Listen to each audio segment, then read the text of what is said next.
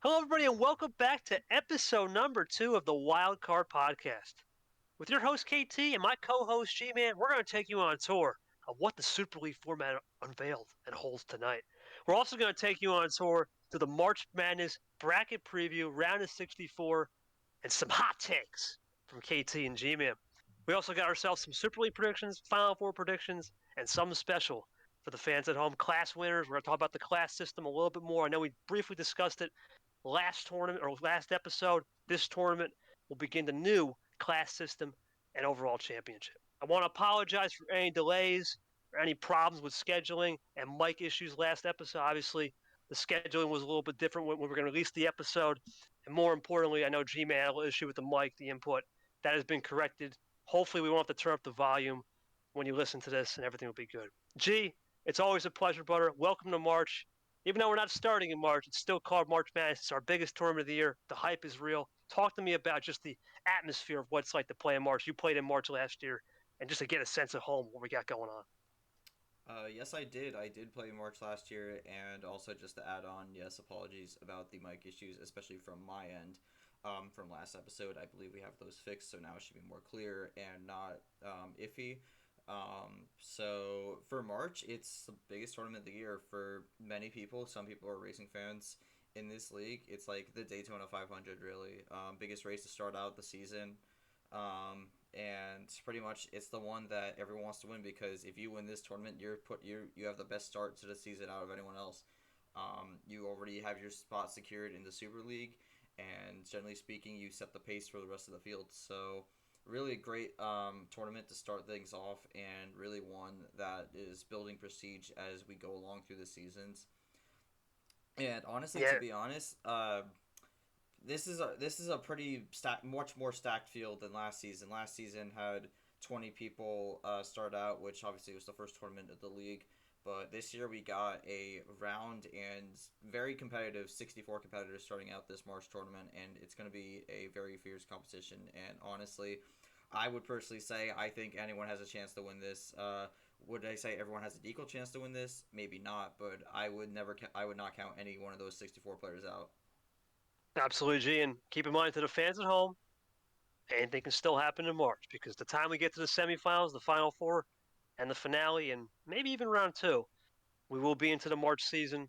That's where anything can happen. But the first round will be exclusively February, and most of the second round will be February. Once we start getting into those regional semis on, we'll begin to start looking at March, and that's where the upsets and all the drama happens, the agony of defeat, the pleasure of winning. All right, G, I think that's enough, buddy. Let's start getting to it. These are the official March bracket preview and the predictions. Let's begin off the top before we do any predictions and preview. Let's look at our number 1 seeds, and I'll take two. You take two. We'll start with the first one, the Super League world champion Diego Yepes coming in from Venezuela, the world champion. He has a lot to look forward to. You look at Diego Yepes. He's one of those players that we talked about last episode in our preview show.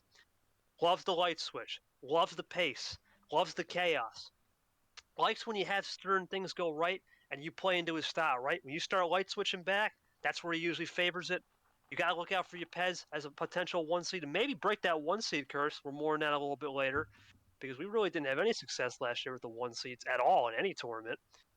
And for Yepes, it should be an interesting region. And for Yepes himself, he also had a chance to real put in the names of the regions, and he did a name, as I like to call it, the Champion Road. That's pretty much all you can ask for, man. Champion Road for the champ, real as it gets. Appreciate you, Pez, and G, we'll get to the second guy and cover the second bracket. Yeah, so for the second bracket, our 1 seed for the Golden Road region, we have Very Gold, who was the runner up of Super League last season.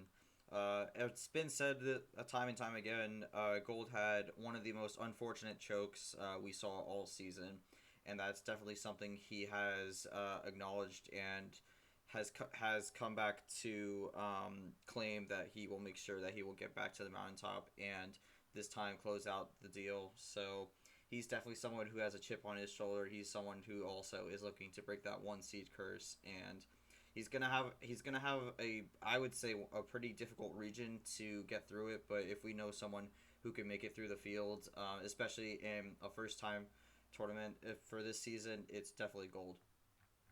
And then for the third person, it's going to be the Rainbow Road region. It's going to be myself.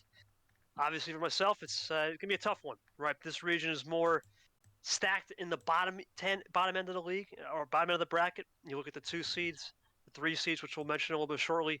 They've got a lot of potential, a lot of great rookies that could surprise. It's going to be an interesting road for myself. And there's one matchup I think the whole league is waiting for that could happen round 2.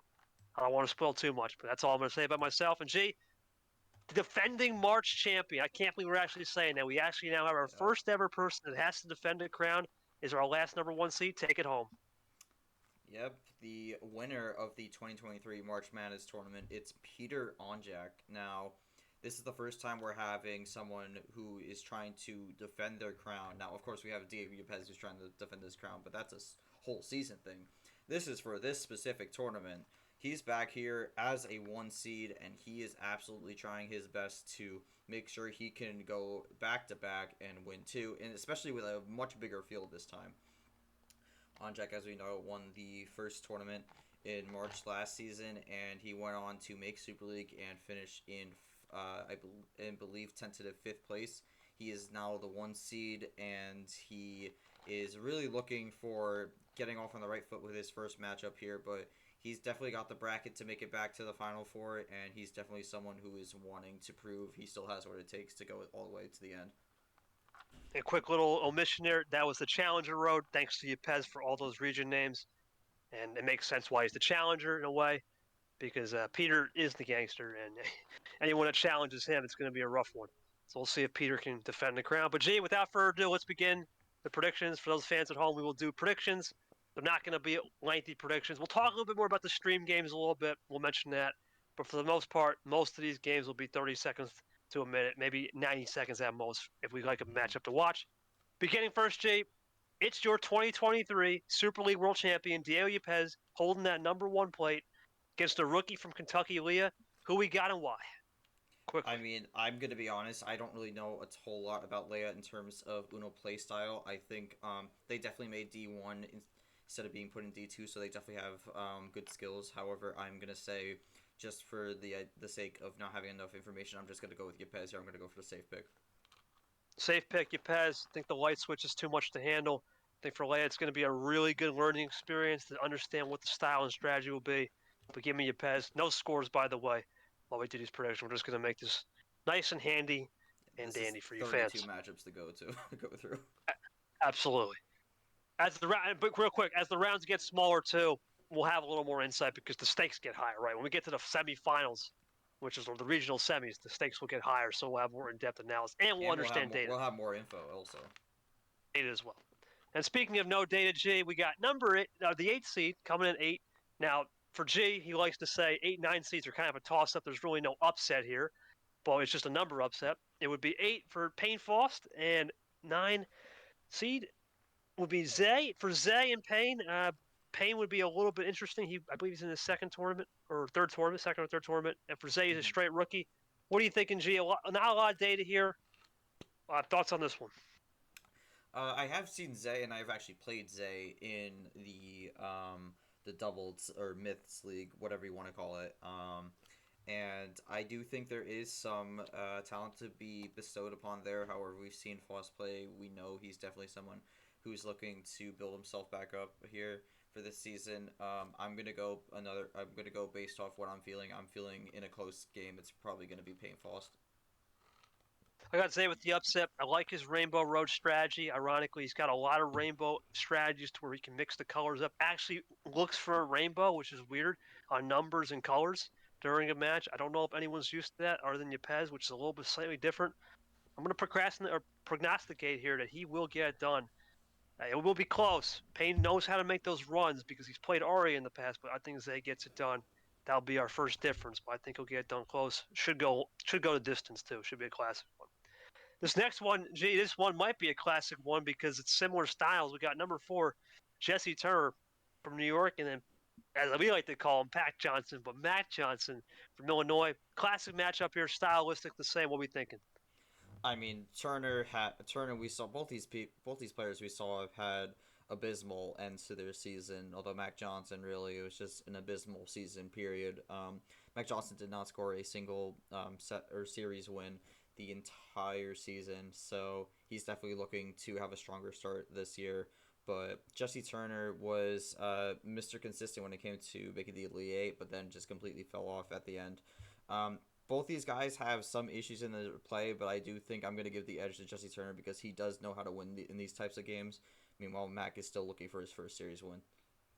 Yeah, give me Turner on this one. Just veteran experience. One thing about Jesse Turner, he's played more. When you play more, you have more experience and you can understand the clutch situations. Because there will be a time where Jesse needs to look at that clutch situation, maybe in a game 4 or 5, because it might go 6 games at minimum. And that's where he'll start to attack and really wear down Pack or Mac, as you like to call him, or whatever you want to call him. He's got a lot of interesting names. It's going to be more about learning, taking that step forward. I think he gets a lot of steps forward, but we'll have to take a step back to get 2 or 3 steps forward for tournament 2. Give me JT with the early W. This next one is Sean Ard versus Andreas. I know this is kind of an interesting one because the names are similar in a way. They're old names, old What? school players. Back in the day, they used to play in the Victory Lane, Dave. And there's a movie called San Andreas. So there's a little bit of a play on with Sean Andreas. I, But I think you're reaching here. But anyways, let's get to the predictions. I'm reaching. What are you thinking, G? Art versus Andreas. What are we thinking? I mean, I vaguely remember how Andres plays in back in the day. However, we've heard a lot about there being new art and there being a fire under his butt in a way. So he's definitely looking to prove himself. So I'm gonna believe it for the time being. I'm gonna go with Ard for this one. Yeah, give me Art on this one. I think one thing you got to look for Art is card start variety. He's been wanting this for it seems like the end of time and the start of times. I think that's just too much for Andres to handle. He'll take steps forward, similar to Pack, but Art gets it done with card start variety. We'll move on to the next matchup. This is Charles Samper, obviously a Super League competitor and number 2 seed in the region, versus Stephen Cologne, straight rookie from Massachusetts. Interesting test. What are we thinking, G? Sanford, Cologne. I think this is a similar situation with Yepes here. I don't really know too much about Stephen Cologne here.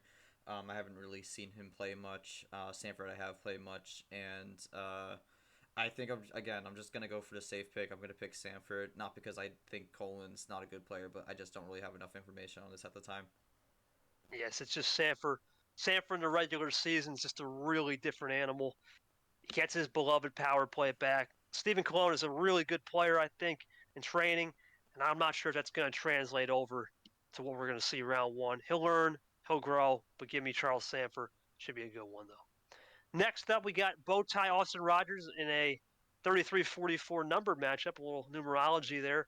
For Bowtie, I believe he's coming into his own, his third tournament. And for Austin Yes. Rogers, he made 4 last year, but he missed one, and that was tournament 4. Ironically, G, what are you thinking for this one? This could be a toss-up, 7-10s.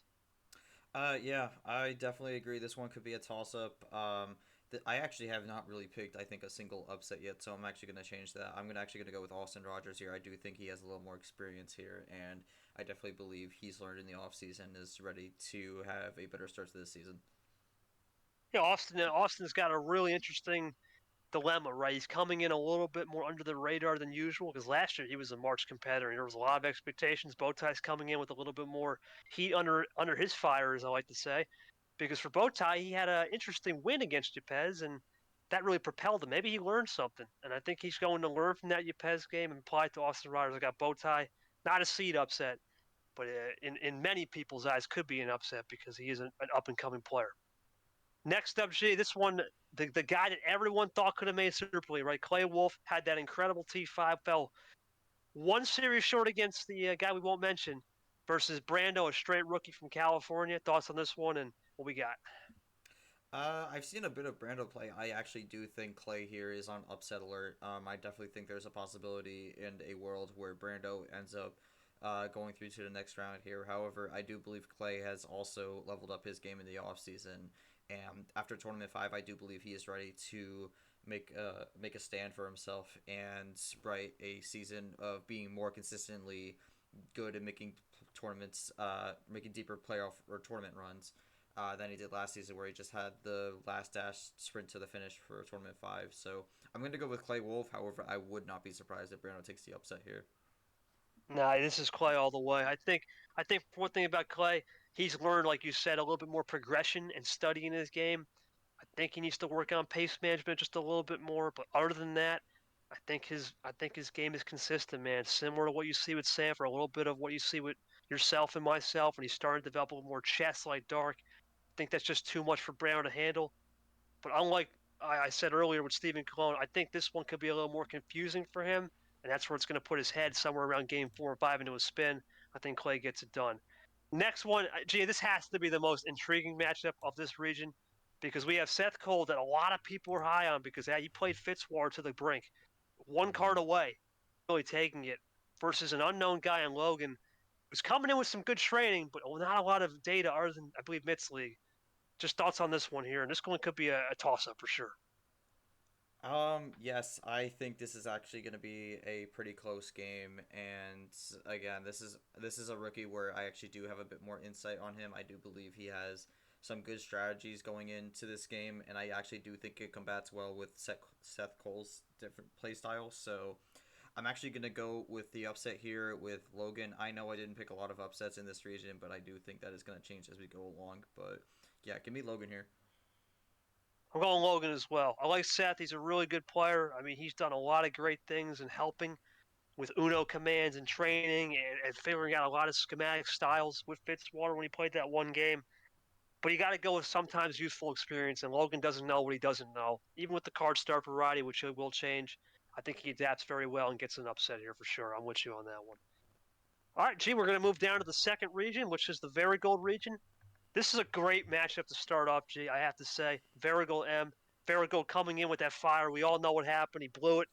But more than he blew it, that choke job, he's just never been a mistake free. He's never been mistake free in the regular. He's always been kind of chaotic, right? Even when he had that crazy run, it was never mistake free. He even admitted he was getting better as he got along. So could he get caught out by M, an ex teacher? What are you thinking? I know you were somewhat high on M during the rookie testing, so I definitely think this is going to be an interesting matchup to watch. However, I am going to give the veteran experience here and pick Very Gold, as I do think he's going to have I guess the skills he needs to make it through this first round. However, I will say this off season has been a bit of a questionable one for him, but we'll have to see how much he does in this tournament. Yeah, I was high on M. Like I said, very patient, deals with kids or ex kids in a way when she was a teacher. But What? that patience, that Okay. well, I mean, it's a teacher, right? You know, deals with kids. You gotta. She admits pies in the face, funny stories about that. But I think for gold, it's just too much fire, right? When you play with that much fire and passion, especially when you get power play, especially when you got everything back, especially when you know gold likes to play a long run style of finish games, he takes his time, and I wonder if he starts speeding up that clock in his head, saying, you know, maybe that's too predictable. I think we see a new look gold a little bit, takes a little bit of the edge, he'll get the job done against them.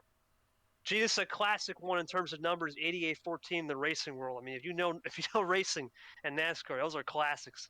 But for this matchup, Absolutely. it's James Ellison versus Nam. I believe I can't hold the stone, G, but I believe James Ellison and Nam is the biggest age difference in the league in terms of one of the first round matches. I believe Ellison's like 31 or in his 30s, and Nam's only 14. That's kind of crazy to think. But what do you think? Does youthful experience win out here, or veteran leadership in Ellison? What are we thinking? This is definitely one of the more interesting matchups in this league, and it definitely shows you the range in age of skill set because we have people on the younger side like Dom, and then we have people who are on the older side with Ellison with a lot of experience here.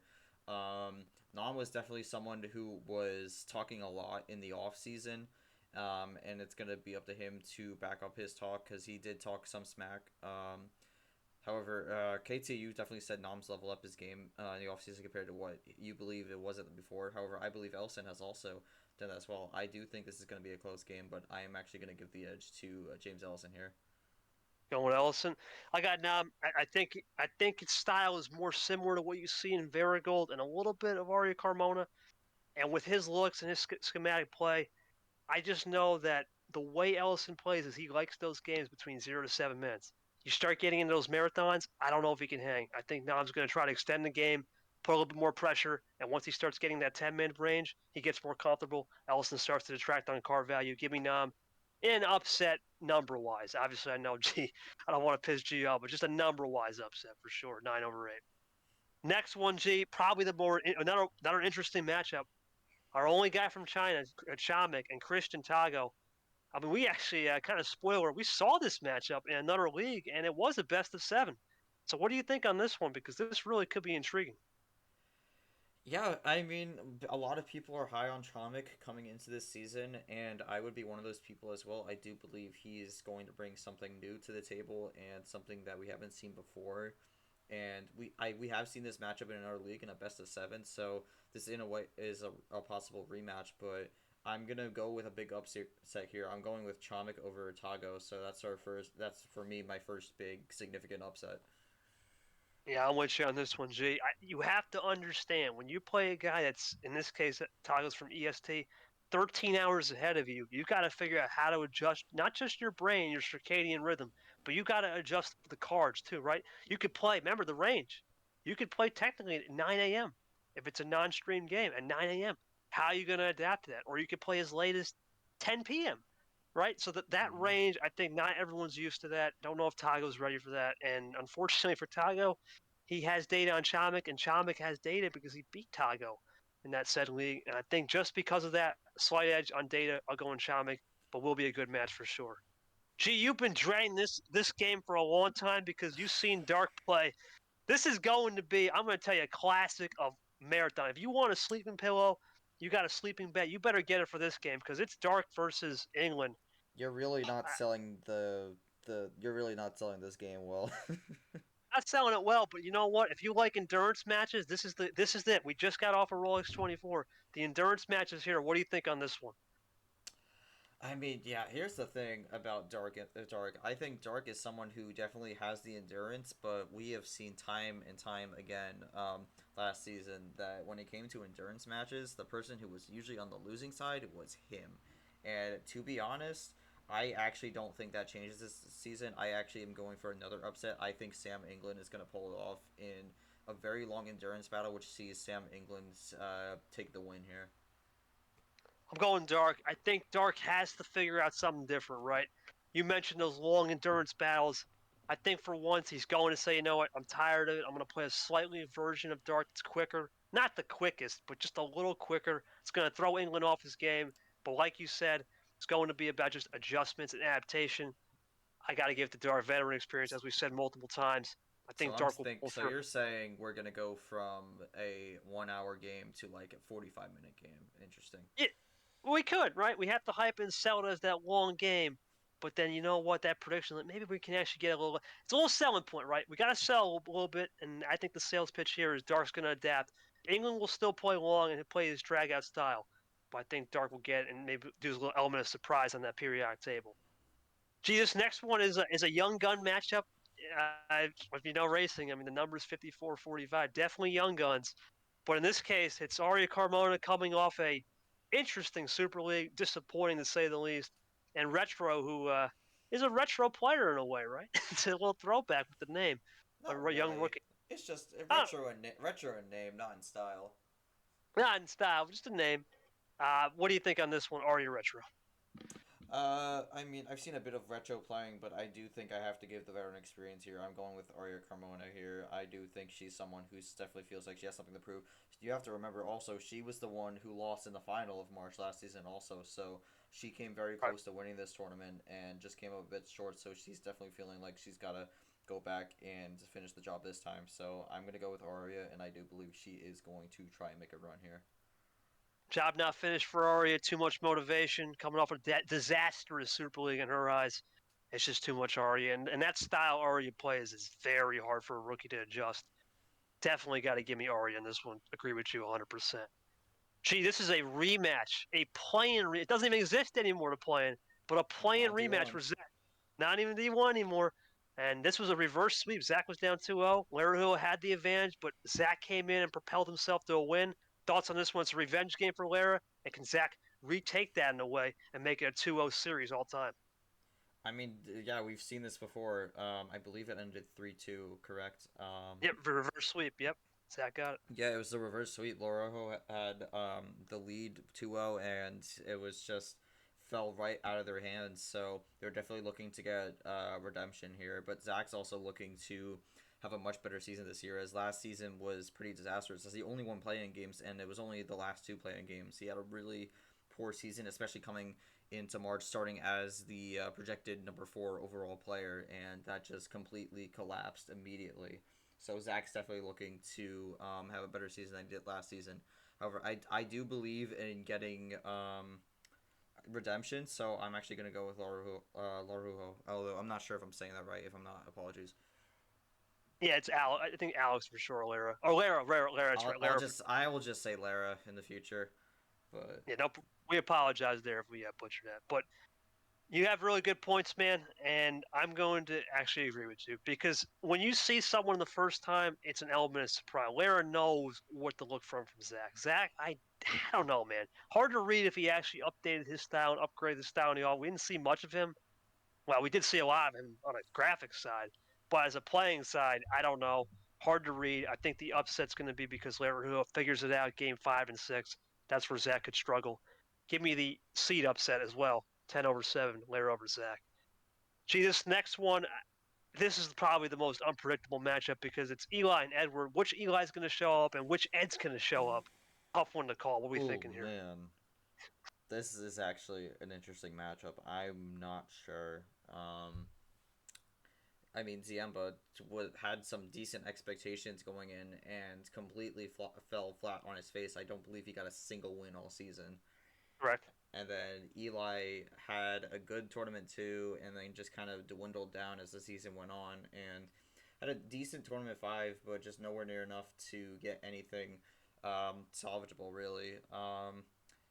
Also with the off season, there has been concerns with Eli, and they have been well known. So I'm not sure how that's gonna play in. However, um, again, that I think that even though there's some questions going into this, I do think Eli comes out with the win here. I think Ziemba has just too many issues with play style going on, and I don't think they've been addressed over the offseason.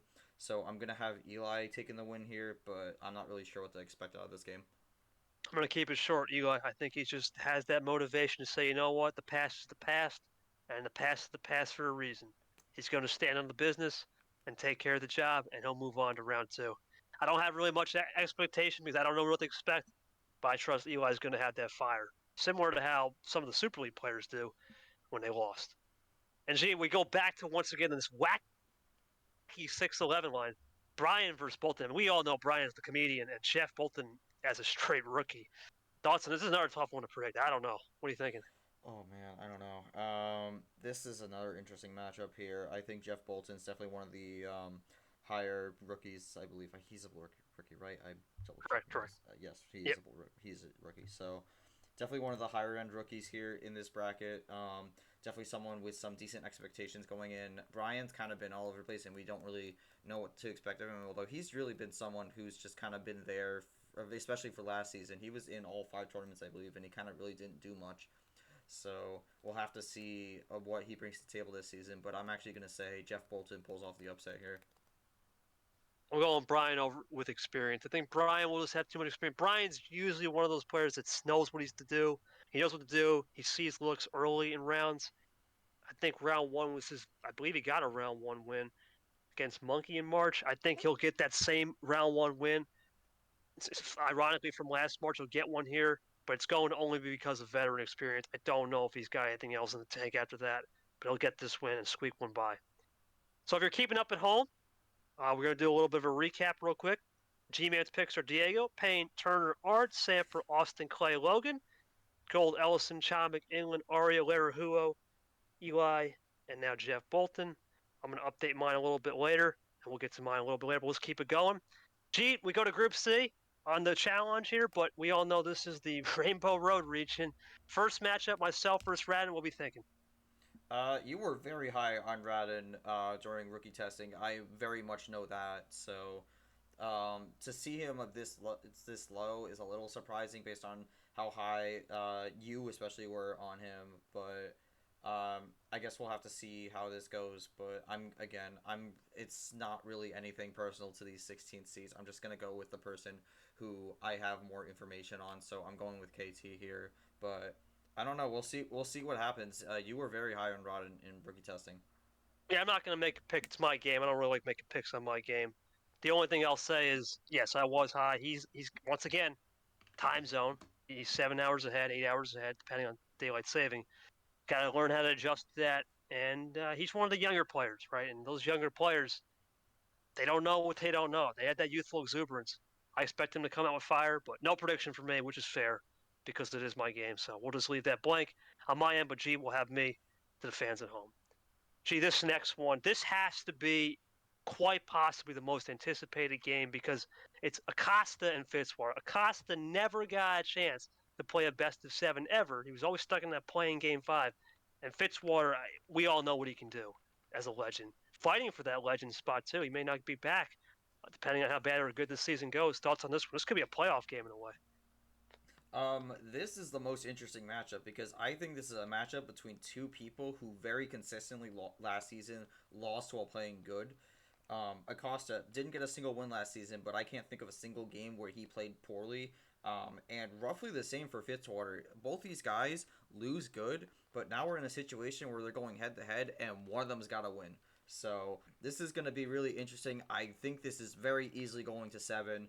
For who I pick, I think this is going to be the start of Fitzy's redemption arc. We know Fitzy has a history of playing well in Uno. He did not show that at all last season. Pretty much a disastrous season despite playing well still. So I do think Fitzy is going to have a comeback season here, and I think this is where it starts. I'm going to take Fitzy here.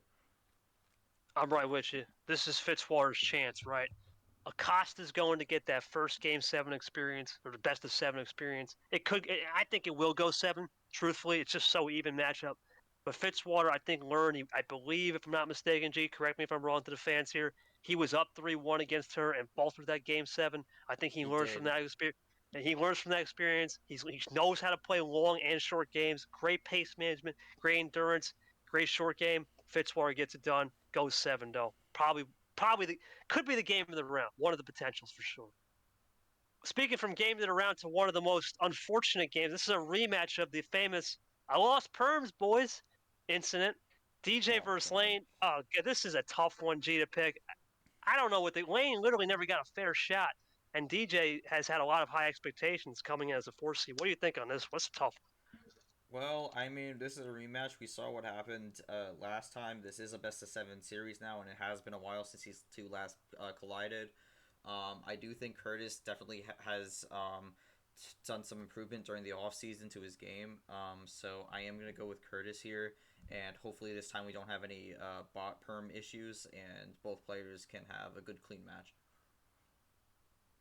Bring that siren, G. I'm going with the upset. I got Lane. I think Lane never got a fair shot last year. And I think Lane's figured out the only way he can win the series games is keep it between 0 minutes, which would be under a minute, and 5 minutes. Anything over, he's in trouble. He's going to play extremely quick. We could see it ghost style play. He's going to play electric, and that's going to be enough to get it done for sure. So I expect Lane to pull the upset, and that will probably go 6 minimum. So it should be a good one. Mm-hmm. See, this next one though, this is another one of these toss-ups. Aiden Smith, we never know what to expect. We never know if he could pull an AB or he could be on the table playing electric. Versus William Brock, who's been a very good, surprising rookie in testing and an old school name. We've seen him around for years. Thoughts on this one? This could be a good one, for sure. I think it's a good one. I think it's interesting. Although, then again, I also think it's interesting also because Aiden Smith had a tendency last season of if he was better than the player, he was gonna always win no matter what no matter what happens in the game. He was always gonna find a way to win. But once the opponent got ever so slightly better than him, he just completely crumbled. So this is going to be an interesting situation where Aiden's going against a newcomer to the league in William Brock, who does have prior Uno experience, and I would say very good prior Uno experience. So I actually think William Brock is going to take this, as I do believe he does have the prior knowledge from past Uno leagues. But even though he's a rookie in this league, he's not a rookie to Uno. So I actually do think William Brock is going to take this in the upset. Yep, perfectly. I don't even need to say anymore. The experience of Brock in other leagues, I don't know if Aiden's ready for that. Even though Aiden has a great track record on round 1 games, I think Brock puts something special in. He gets it done. Give me WB for a dub. I will say I do believe Aiden Smith will win in the following tournaments, but I think this is a rough matchup for him to start out. Yeah, this could be similar. Almost, Brock could be one of those dark players, right?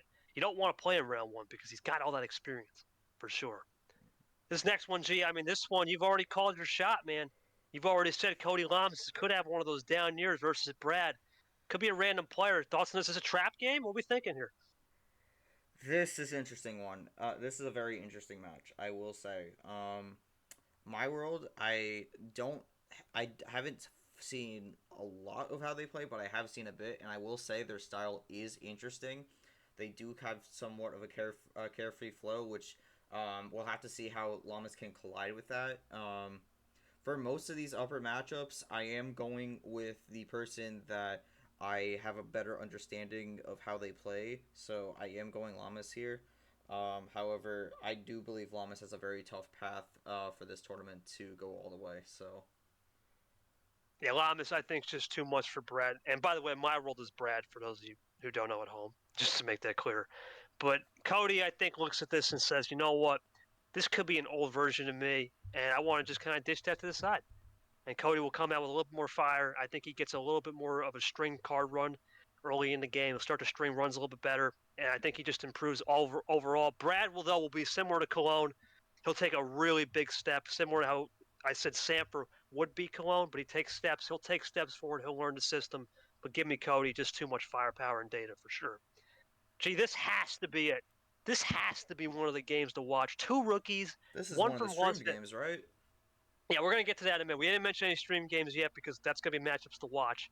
We'll have a list in a minute. But this is Vegas versus 4 hours from Vegas. It's the battle for Vegas, basically.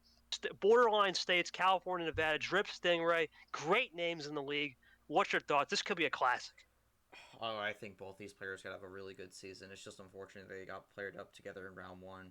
I this is going to be a tough one to call, honestly. I think both these players have a lot going for them. It's a battle between two rookies, so going to be interesting to see how New Blood collides.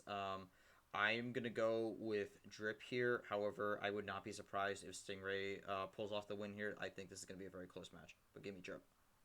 Yeah, I'm going Drip Drop. Too much firepower in terms of experience. Now, like I said, Drip is a veteran of another league, and he's been playing for 20, 25 years almost. I mean, or 21 years. He's similar in regards to, ironically, myself and a lot of players that had that veteran experience and they know what a clutch situation is like. For Stingray, though, I look at his game. I trained him, or trained him, but I saw that training. Phenomenal on the power play, phenomenal on execution, very, very mistake free.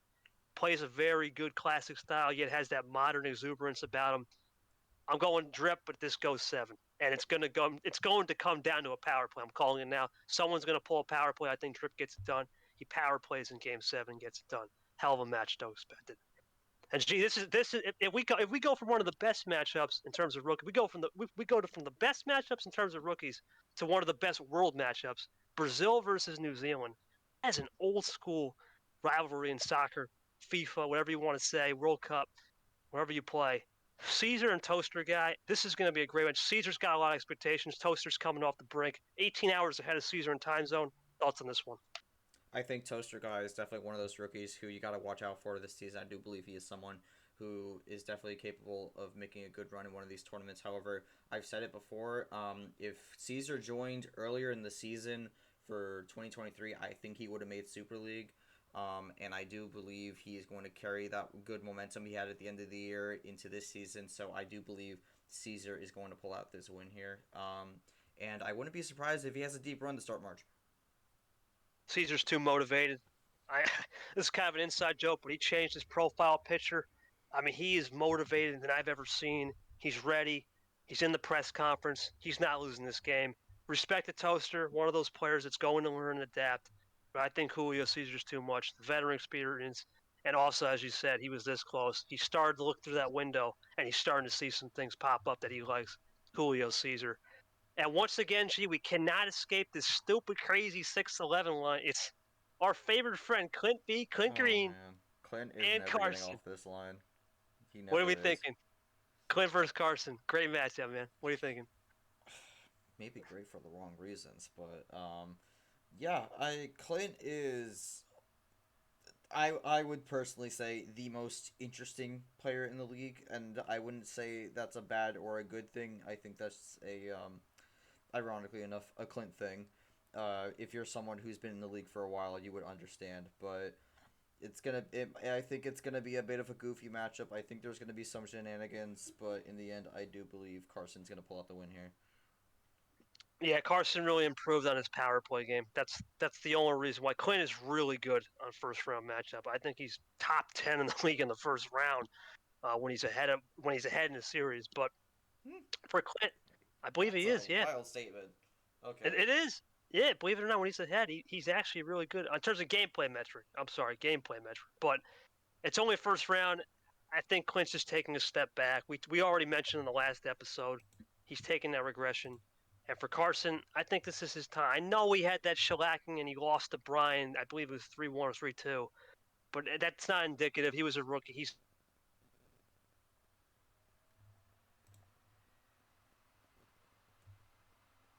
Hang on a second. You're gonna have to RG. repeat. You're gonna have to repeat that again. Something happened there. We apologize to the viewers at home, but can you just repeat what you said at the end there, just so we have that on tape? I got Carson winning, but I think it goes 6 or 7. Is that better, G? Yes, just something cut out. That's all good. Hopefully, we shouldn't have any more issues with that. But anyways, let's move on to the Challenger Road region, the last region we have.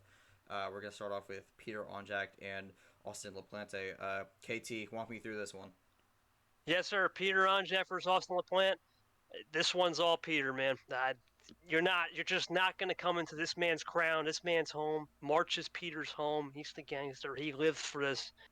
Too much clutchness in him. I think Peter Onjak just gets an easy walkthrough win. This is going to kind of be like a walkthrough game for him. I wouldn't be surprised if Austin gives him challenges early, but Peter's too much. This is his crown territory. Give me Peter for sure. G, what are we thinking?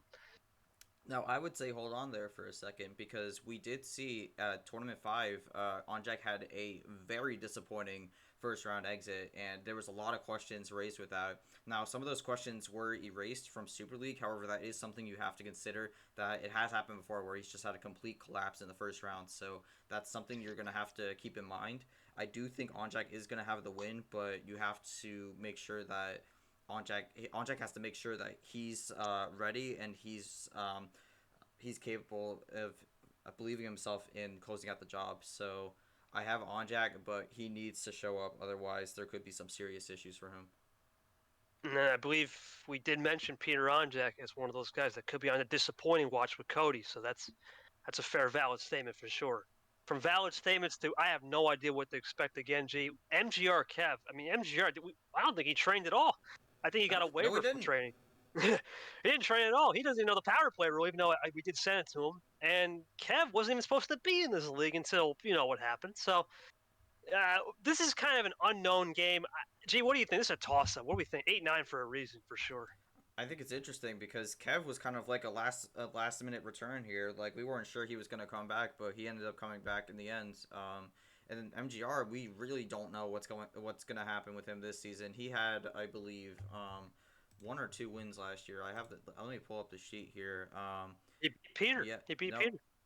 he did beat Peters, and Peter is in his region, so that is something to consider if he does win this first round matchup. MGR had won twice last year, so this is going to be interesting. If MGR wins, and assuming Object doesn't get upset, I actually think MGR does have the experience to possibly go further. And I believe that was also the loss that Onjak had, where it was Onjak did not play well. So we'll have to see if that matchup happens, if the same thing or history repeats itself. So you know what? I'm gonna say that we're gonna have a rematch in that. And just gonna go with MGR here. Aren't you going for that rematch? I'm going with Mm-hmm. that rematch too. I think MGR not training actually works in his favor. Now you have no data on the guy. He could have been practicing off server, right? You don't know. He could be practicing in real life. And I think because of the lack of data, I got to give MGR. Kev had that brutal ending or whatever that was with. We're not going to mention the guy's name, but he had that brutal ending, and I think it's going to take a little bit before he starts to get the rhythm. So MGR gets it done, and I believe he gets the rematch with Peter, as you said, and that could be something to watch. I think that's the intrigue right there, builds it up to where it could crescendo in round two. Gee, this one has been talked about, it seems like, for endless days on Yoshi, right? incredible Hmm. in the first couple rounds. Always knows what to do. When he gets to the end of those clutch matchups, falters. And this is a tricky one. Abion's from Indonesia. That's 11-hour time zone difference. Really scary rookie, sneaky player. What are you thinking? Yoshi Awesome is the Lamar Jackson of this league, and I'm not And saying he's like top echelon or whatnot, but he's someone where like he can perform pretty well in terms of the earlier games, but when it comes to those crucial playoff time games, he just completely falls apart, and it's unfortunate. Now, the good thing here for this round one is I don't think this is one of those games where it's like a crucial needs to clutch up situation. So I'm gonna have Yoshi win here, but Abion's definitely someone who's a contender and you should watch out for. similar to Chomik, Abion's going to have the time zone difference. The only difference here, though, I personally think is Yoshi has a little bit more motivation this year. And he's played more, right? He's played more in the offseason. He's looked at things a little bit different. He just got bumped up to that commission status, or at least a team as an advisor. A lot more motivation going into this year. I think he uses that all that harnesses all that motivation energy and takes a big win. But like I said before, G, in many series, this one's going 7. It's not going to be a cakewalk. Could be similar to Ripon Stingray. He gets it done on power play. Could be one of those who gets the power play first. Game 7 moments for sure. Gee, this next one, I tried to think about something good to really spice this one up. All I would say is we got Lightning and Thunder because Ghost is one of those players that plays. What just happened, right? He's a ghost. He literally plays like a ghost, quick. And Nick is sometimes like Thunder. He kind of comes out of the blue and really pounds you with the rock on those long runs and training. Did a great job. What do you think on this 5-12? This is probably one of the more intriguing 5-12s we have for sure. I am interested with this one, and I do think Nick is someone who should be watched out for and is definitely a contender going into this season. However, I am going to go with Ghost here because I've seen Ghost in this offseason and he has leveled up his game. There's still a few issues, but when it comes to some general card plays, he's got a lot of good things up his sleeve. So Ghost is definitely one of those tricky players who's improved his game a lot. Now there are still a few issues in this game, which he may have to address throughout the season, but give me Ghost on this one, and I would not be surprised if he starts this season out strong. Yeah, he could be one of the players to watch to make a run. I think with Ghost, like you said, excuse me, lightning pace, right? Lightning pace is great. He needs to figure out a way, actually, ironically, unlike Dark, to speed up his game. He needs to slow down his game just a bit. Really use those sneak attacks. He's probably one of the best in the league at sneak attacks. Doesn't check the table much. Really knows how to get people off their game with that. With those sneak attacks, Nick's not ready. Ghost gets it done. This could potentially be another game that goes 6 or 7, but I think Ghost just has too much pace and too many sneak attacks. Too many aces in the hole will get done. Gee, I'm not going to let you pick this next one because it's yourself and Captain, but I'll take this one. I'm going you yourself, G. I just don't know. I know Captain has a ton of experience in another league. I mean, he has to be one of those players you got to think fringe to maybe even just a secure Super League spot at the end of the year. But because of the veteran leadership, you prevail. I think it's just too much for Captain to really understand. It's a little bit different than just 7 cards every time. He needs to learn a card start regulator. But I'm going to say this right now, and I'm only going to say this humbly. The moment he figures out card start regulator and power play like a boss, he's on his way to something special. Could be a matchup similar when H lost to me, and I think he could be on something special too. But I'll go with you. You pull it done. We'll be close though. This will be probably the only 215 that could go 6 or 7. It's gonna be a good one for sure. What do you think, G? Just your thoughts on Cap. Can't make a I mean, pick here. my general comment, I wasn't going to predict anyways. My general comment is I think I'm very easily on upset alert here. I'm definitely one of the ones you have to mark down as a potential upset here. Captain's definitely someone who might be getting flown under the radar here. And, he has said he's still trying to figure out some of the kinks with this league. But as soon as he's figured them out, I think he's someone you definitely have to consider as a huge threat to go far in these tournaments. But this is, I think, an unfortunate matchup for him in round one. And if we're talking me personally, because I was not involved in the seeding, I probably would have put him personally a little higher. So I'm definitely going. He's definitely going to give a good fight here, and he's definitely someone you have to mark down as someone who could make a potential huge upset. So you're going to have to watch out for that, and I would not be surprised if that upset ends up happening, even at the detriment of myself. So. Very, very fair analysis, G. We do respect that as always, but we go from respect to the bow to once again, G. This 7-10 line's been fire, This and is this this is one this is my favorite line of the entire tournament, in my opinion. absolutely because this line we have H and Ashley, and for those of you who don't know, H incredibly smart man. I have to say off the top, knows so much about tech world, knows so much about this game, studies it like a coordinator, and then Ashley's coming in, who actually is a champion of another Uno League, unofficial Uno on Discord, won that tournament back in 2022, has a lot of hype around her. You can tell when you're a top 10 seed and you're a rookie. Similar now, Drip and Stingray, where this could be a Drip and Stingray match. This could be a fireworks show for sure. What are you thinking? This is a tough matchup, and this kind of goes back to again to me where it's detriment to myself. I think this region is a very very good region, and I think me personally I have a very brutal path to get to the end. So we'll have our final four predictions later, and you are gonna see that in terms of how that goes. But and we're going back to this matchup.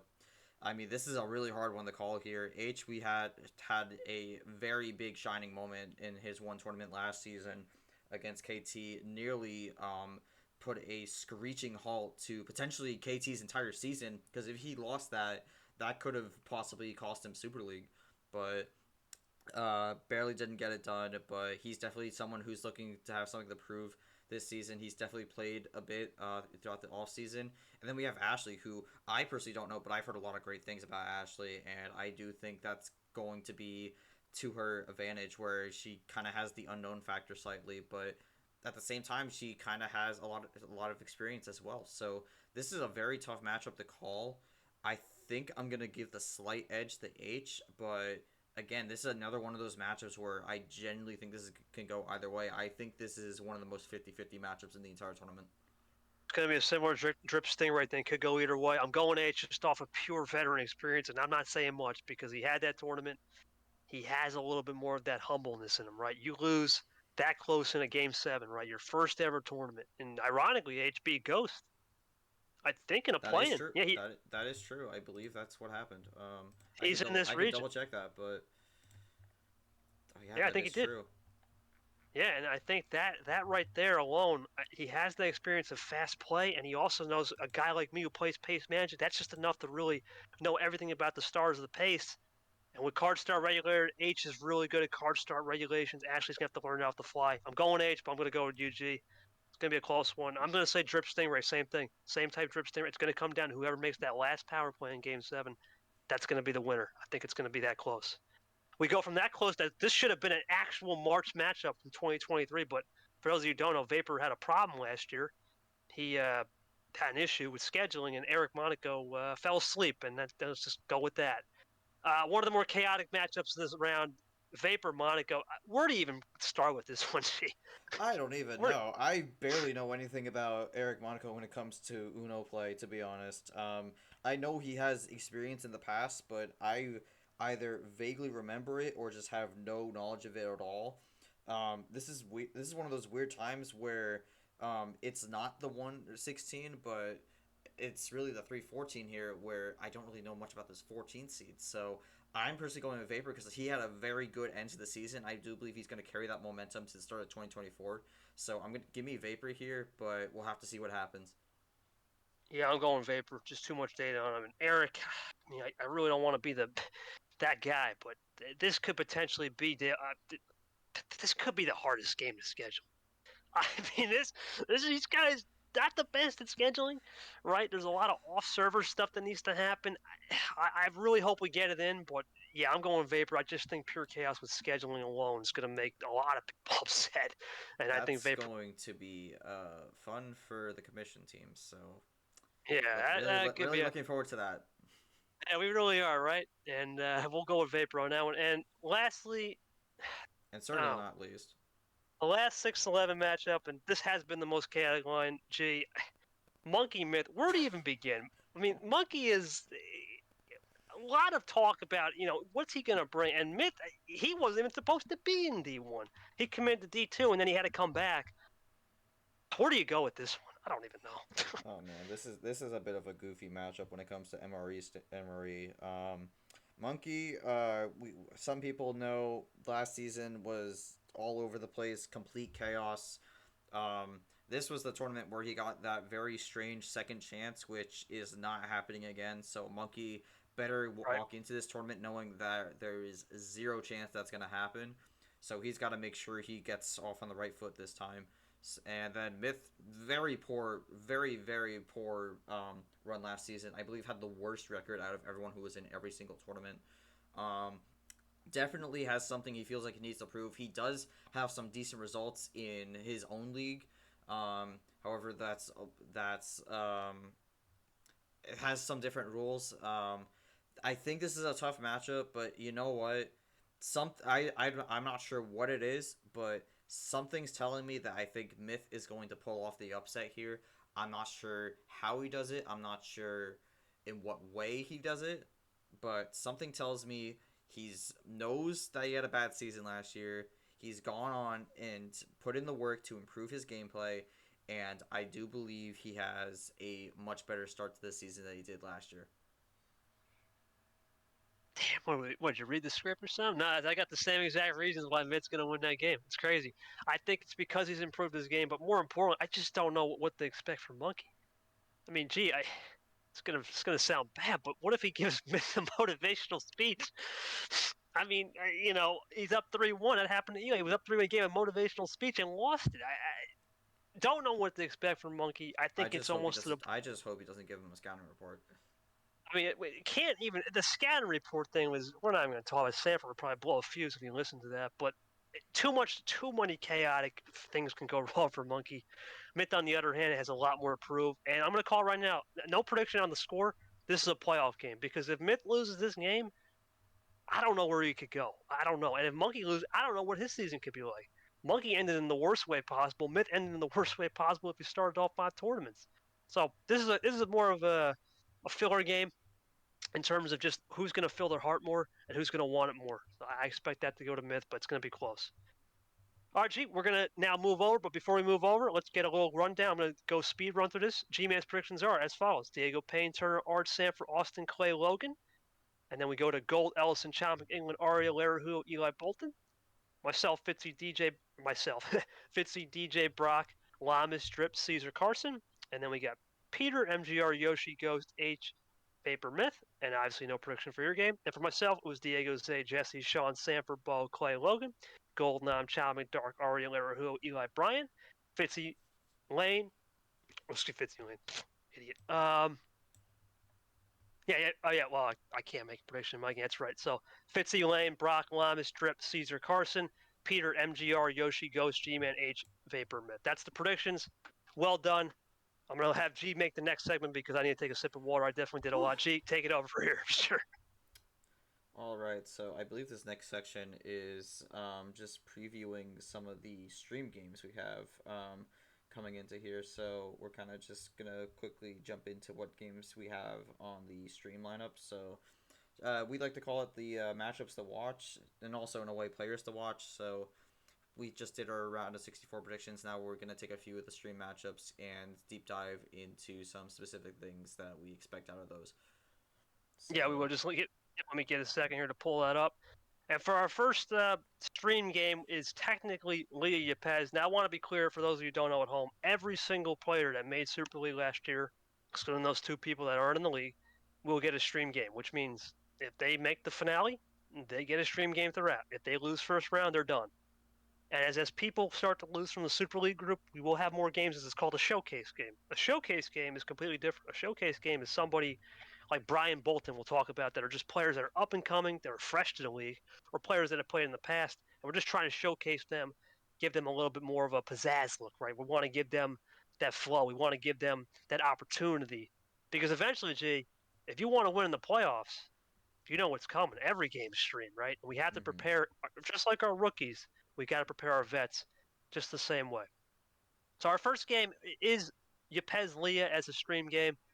Gee, for this one, you got to look at just Yepes really as a guy that he ironically didn't want a stream game, but he has to take one because he's the Super League champion. Is there anything that you want to see in this game as far as a stream? What maybe more so, not so much Yepes, because we know what he can do on a stream, but what do you expect for Leah? What do we expect? What advice can we give Leah, who's a rookie, first time? We also want to be mentors on this show, right, to our rookies as well. Help them out a little bit. Sure. I mean, for Leah personally, I do believe, for one, getting on the board is a good start. Don't get swept. That's just not a great impression. I do think you're gonna have. I do think Leah's gonna have to watch out for the different types of tricks and mental games that Yepes might throw at him. And I do believe they're just going to have to stay composed and just play their cards that they've been given. And also just play your runs right as well. I mean, I think that's really all it does. I mean, I don't really think many people are picking Leia to win this match. However, I do think Leia can definitely have a good showing even in a loss here. So I think for Leia, it's just putting up a good performance and putting up a good fight. And, you know, I said it before. I think any of these 64 can win this tournament. I wouldn't count a single person out. I would not count Leia out either, despite being the 64th seed. The road's going to be long and hard, but in a way, you got 5 tournaments to get a security into Super League, and even then, if you have a very good chunk of the season with good placings, even sometimes just one exception is fine. But I think for Leo, just putting in a good performance and probably get better seeding for the next tournament. I think that's really their goal here. So just I would say take at least a game, maybe 2, and just try to build their game up more for the rest of the season. I'm going to do a rare Uno type of call here. Ditto. I'm going to ditto those exact same words, G. Nothing to add other than composure. I'm going to say it for every player that's new. Don't be a fool. Right, you're on a stream game. Don't start revealing cards. Don't put Uno play green 6. Sorry, you can't play that card. Don't do the silly things, right? A lot of these stream games, what it comes down to is composure, and whoever's the most composed will get the momentum on their side. Whereas if you're not composed, you'll start to lose it. You'll start to lose a hold of the match, and you don't want to lose a hold to a match to that guy right there because Yepes, let's face it, G, top 3, maybe even top 2 player in the league in terms of trash talking. He will trash talk, and I would also you don't say want top 3 player in terms of chaos. As soon as things get a bit out of control, he thrives in that. You don't want to do that. That guy's a firestorm for a reason, and with that light switch, you know what can happen. Next up, though, is back in the Champion Road region. It's Sanford and Cologne. There's no advice needed for Sanford. But for anything you want to see for Cologne, G, anything to expect there? I would say generally the same thing here. Stay composed, have a good showing, and try to. I would say also try to learn if you can from what's going on in the game. And obviously, again, you absolutely want to pull off the upset, but taking a loss in it while having a good performance is definitely not a bad thing here. It's an uphill battle, and I'm not trying to like phrase this as they have no chance, but it's gonna be a difficult fight for them. But I do believe in the upset for any of these players. It's 100% possible. Anything can happen in March, but it's all about staying in the game and not getting too flustered. Yep, ditto comments there. I don't really have much to add. I think for Cologne, though, a little bit different than what Leia was. Cologne has this thing where he knows certain players, right? Sanford and him go way back in the old days of the racing community. So he knows this guy as a personality. I wonder if Cologne starts to says, you know what, I'm a rookie. But maybe he gets under Sanford's skin. One thing about Sanford, right? When you take away his power play, does Cologne think about maybe sacrificing that power play early? You know, maybe try to bait him on a finish. And boom, Sanford's got to use that power play in defense. We had that DPP this year, that defensive power play. And if he gets him off his game where there's no more power, only get 1 in the first round, that could be something to watch because we know Sanford struggles with that without power play. Something to watch for sure. Gee, this is our last matchup of this Champion Road as a stream game. It's Seth Cole versus Logan. We just mentioned we both are on the Logan train. Mm-hmm. Seth actually played against Fitzwarren. He was immaculate in the stream game. Great composure. It seems like when the lights shine brighter, he seemed to step up to the plate. Logan, we don't know on a stream game. What are you expecting from this one? This could be interesting. This is our first showcase game too. I think it's interesting for Cole because I think he definitely needs to put in a similar performance he did against Fitzy in that September survival tournament. However, one thing to note, we said it before that Fitzy is one of those guys who generally plays well but loses well as well. And Fitzy did not lose that game; he actually won that game. So Right. that's something to consider as well. Where maybe it's another situation where possibly Seth is also someone who loses well as well. So he needs to make sure he does not have that funk, and he can clear those.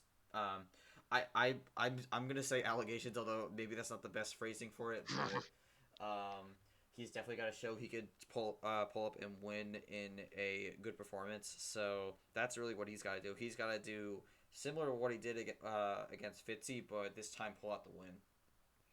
Yeah, I'm with you there with Seth. I think he needs to start to realize that, hey, every game could be like the lights are underneath you, right? Play like every game is a pressure environment. Don't play like it's a lackadaisical environment, and you start to get a little bit more flustered. You start to lose the moment. Never lose sight of the moment for Seth. And for Logan, I want to say with him, similar with the rookies, right? Figure something out early in the game. It's going to get Seth flustered. Figure that magic ingredient. You figure that magic ingredient out, you'll be surprised what you can do. I think that'll be an interesting showcase game because there's a lot of them. That should be one of the better ones for sure. Varigold M, we're going to quickly breeze through these next two. Aria Retro, the next two stream games, G. I don't really have much to add for M. M is used to pressure. Ex-teacher does a lot of other stuff in real life. I expect her to perform very well. But anything to add on Varigold M, or do you want to say anything about Aria Retro real quick to kind of speed through this? I'm just going to combine both these two here. I think both need to make sure they stay composed and showcase what they're capable of. Even if they do lose, I do believe if they have a good showing, that will set them up very well for the rest of the season. So I think having a good performance is really all both these two players need, whether it's a win or loss. So yeah, just stay composed, don't make any silly mistakes, and either pull out the upset win or set yourself up well for tournament two.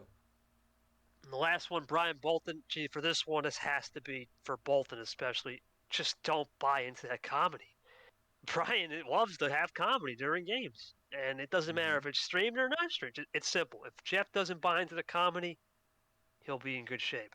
He starts buying into that, that's where Brian will get your handle on you. And we saw that with Carson last year. He started to buy into that. That's a narrative you don't want to be around because Brian's one of those players. Even though he's not a great player in terms of the top of the league, he's probably, I would say, on a short list of he wants the chaos for sure. Absolutely. I mean, for Bolton, it's really just staying composed, and this is something that I'm gonna say over again. In these stream games, composure is very important because you do have a lot of eyes watching you, and it's on the tape. And if you make a silly mistake, that could suddenly get you very flustered and possibly making some rational decisions and only thinking short term instead of long term. So you have to stay composed. You have to not buy into the mind games that are going on, and generally speaking, it's just you got to play your cards right and you got to make sure you know what you're doing. And then for the next group is the Rainbow Row. We got same thing on to pair these two up. KT Rad, Lamas Brad. Gee, I mean, I think you're going to give a little bit more talking to Brad, but we know Lamas on his stream is the brand. I mean, when you get Lamas on his stream, the crowd knows how to show. I mean, I'm pretty sure Lamas. I mean, there was one game he played, 20 people in VC. He brings the people.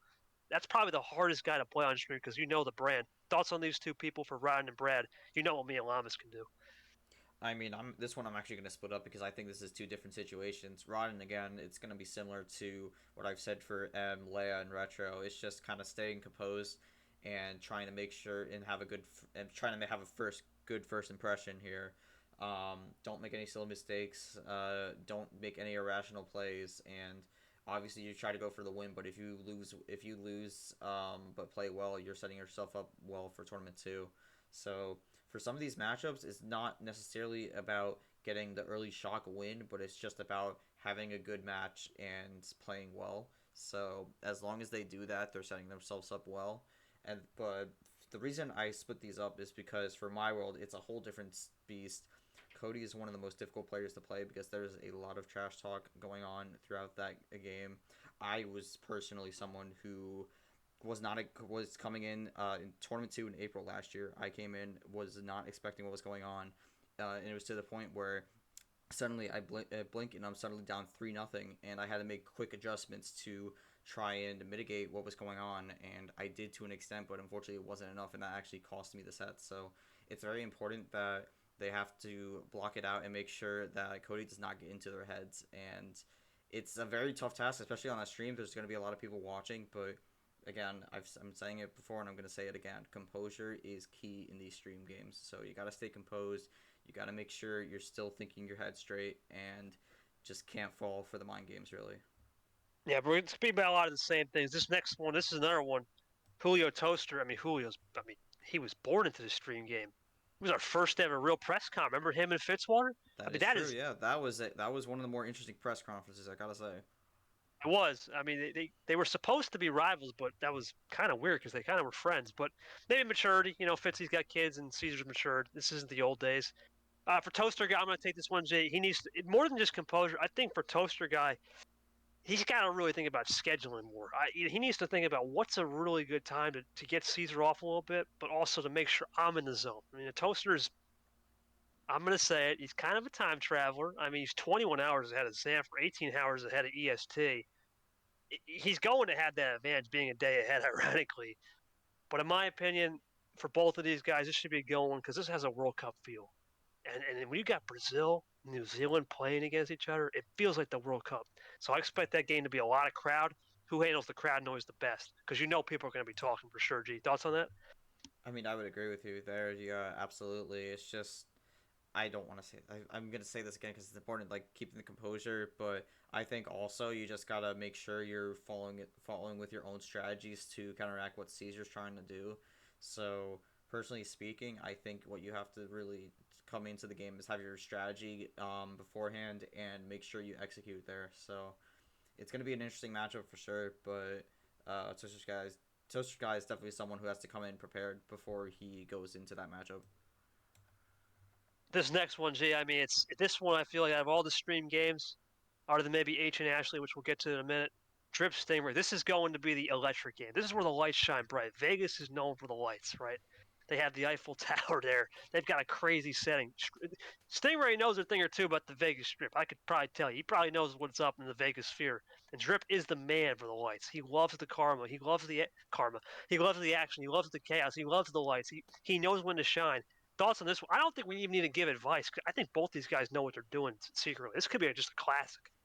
I mean, the thing I'll just personally say is that I think both these players need to just come into this game knowing that they have to just put up a good fight because both these guys are very good, and I do believe we're gonna have one of these players unfortunately are gonna have to lose, but I do believe it's gonna be a very close and intense fight. So I think both of them have to come into this match knowing that even if they lose, they're not completely out of it as long as they play well.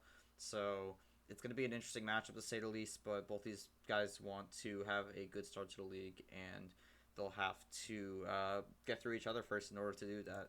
I believe you're doing me versus Captain next. I actually have to go to the bathroom real quick, so why don't you talk about that while I do that real quick? Yep, and that was actually Peter Onjab versus LaPlante was the first game, but I'll talk about that real quick. And then GCap for LaPlante, there's really nothing to say here. It's more, as G-Man said, more composure. You're going into the crown, the king's house. This is his tournament. This is March. He's the defending champion. There's no excuse not to at least try and learn from the champ. And I think for LaPlante, he's going to need to take a little more of a understudy role in this one. Learn, see what he can do, improve, because you don't want to get embarrassed in host 4-0. I think for LaPlante, he needs to realize that. And then for G and Cap, I mean, let's look at this. G-Man has been through the ringer. He knows what a stream game is, and I've personally seen it. Sanford's personally seen it. A ton of people have personally seen it. He will try every mind game in the book. I mean, you saw it. I remember the Uno draw on a green 9. I remember what else did he do? He's done a lot of things. I mean, he likes those sneak out calls. He likes to Uno call out you when you least expect it. He does everything in the book. Cap needs to know how to harness that. He is from Latvia, so there is a little bit of an advantage he has with time zone scheduling. He can kind of get G off guard a bit, but for my opinion, Captain will need to understand a little bit more of just the card star regs. So I think he's just going to learn a little bit more. It's going to be more the understudy role. I think both the plan and Captain will be understudy role. I expect G-Man and Cap to be more of the better stream game out of the two because you know how intense both guys will play. I'll wait for G to get back, That's actually perfect but timing. I just got back. But yeah, yeah, definitely. I was listening to what you were saying though, so I mostly agree with that. But we'll have to see how it goes. awesome, G. Appreciate that.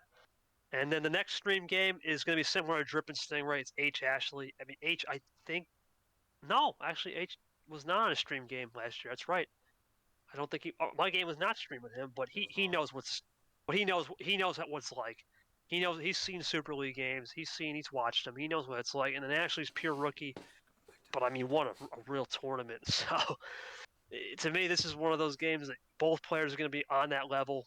I think both players, similar to Drip and Stingway, we hate to see one of these people lose, but the respect after the game will be more enthralling than anything as they go to war and combat on a big stage. And then, G, anything to add there before we get to the last one? No, you pretty much summarized it perfectly. That's about all I was going to say, and I do think this is going to be one of those interesting matchups. Again, I said it before, I think the 7-10 line is definitely my favorite line for this tournament. A lot of great matchups there. Not really a lot of unpredictability, I would say, as well. So we're going to have to see how that goes. But yeah, it's definitely going to be an interesting matchup, and I think both competitors will be ready for when it comes, and I think they're really going to bring it their all there. So I don't know, G, about this last one, but I don't know if either MGR or Kev got a stream game. I'm not sure. I don't Uh, believe so. so this is our first kind of welcome to the league rookie moment on a stream game. So because of that, I don't know what to expect in terms of streaming, but I do know what to expect in terms of you both have to play composed, right? Composure for sure. And the big thing here for both these guys is the crowd noise. This is where you have to look. You're in a VC environment. You got a lot of people there, maybe 20, 25 people, depending. These 8-9 matches, I mean, gee, they're toss-ups, right? So a lot of people are more intrigued about those. And because of that, I'm looking at this. There's only one 8-9 matchup, and it's in the defending champions bracket. It's going to be a hype matchup. You got to learn how to control your emotions, and more than just card composure and actual composure on the table, you got to learn how to control your emotions when the momentum shifts. Because there's going to be a point where Kev could be up 2-0. He thinks he's got it, right? But we all know in sports, what's the most dangerous lead, especially in a series? It's 2-0. So Mm-hmm. he needs to learn to do that. And for MGR, it's the same thing. He could be up 2-0, and he needs to learn how to control that emotion. We saw that last night. It's key is not how you start, it's how you finish, but it's also when that momentum shifts. What's going to be the turning point? Is it going to be a one-card move, a door opener, or I used this power play role, right? What's it going to be? It turns the tide. That's the key for those guys who've never used a stream game. Lastly, G, any thoughts? I mean, no. Again, you summarized it perfectly. This is definitely going to be one of those matchups where you don't really know what you're going to expect. This is both these guys' first stream game, I'm pretty sure. So they're going to have to quickly adjust to how it is in terms of the stream game mindset in a way, because it is a bit different from a non-streamed game. You probably have more eyes watching you than before. So definitely something they're going to have to both be prepared for. And I think the person who is more prepared for it coming into it, I think, will have the better showing in the end. All right, G, we're moving on to topic number 3, my man. Final four predictions and our new class winners thing, which we'll talk about in a bit. That's going to be our preseason predictions for that. We'll talk about that in a I am second. excited for this one. Yes, sir. Let's go with you, G. Who's your final four? What we got? All right, we're gonna run this down with all four, and then we're gonna talk about it after. So I'm gonna read this off. So for my final four, I have Clay Wolf, Ghost, Arya Carmona, and Julio Caesar.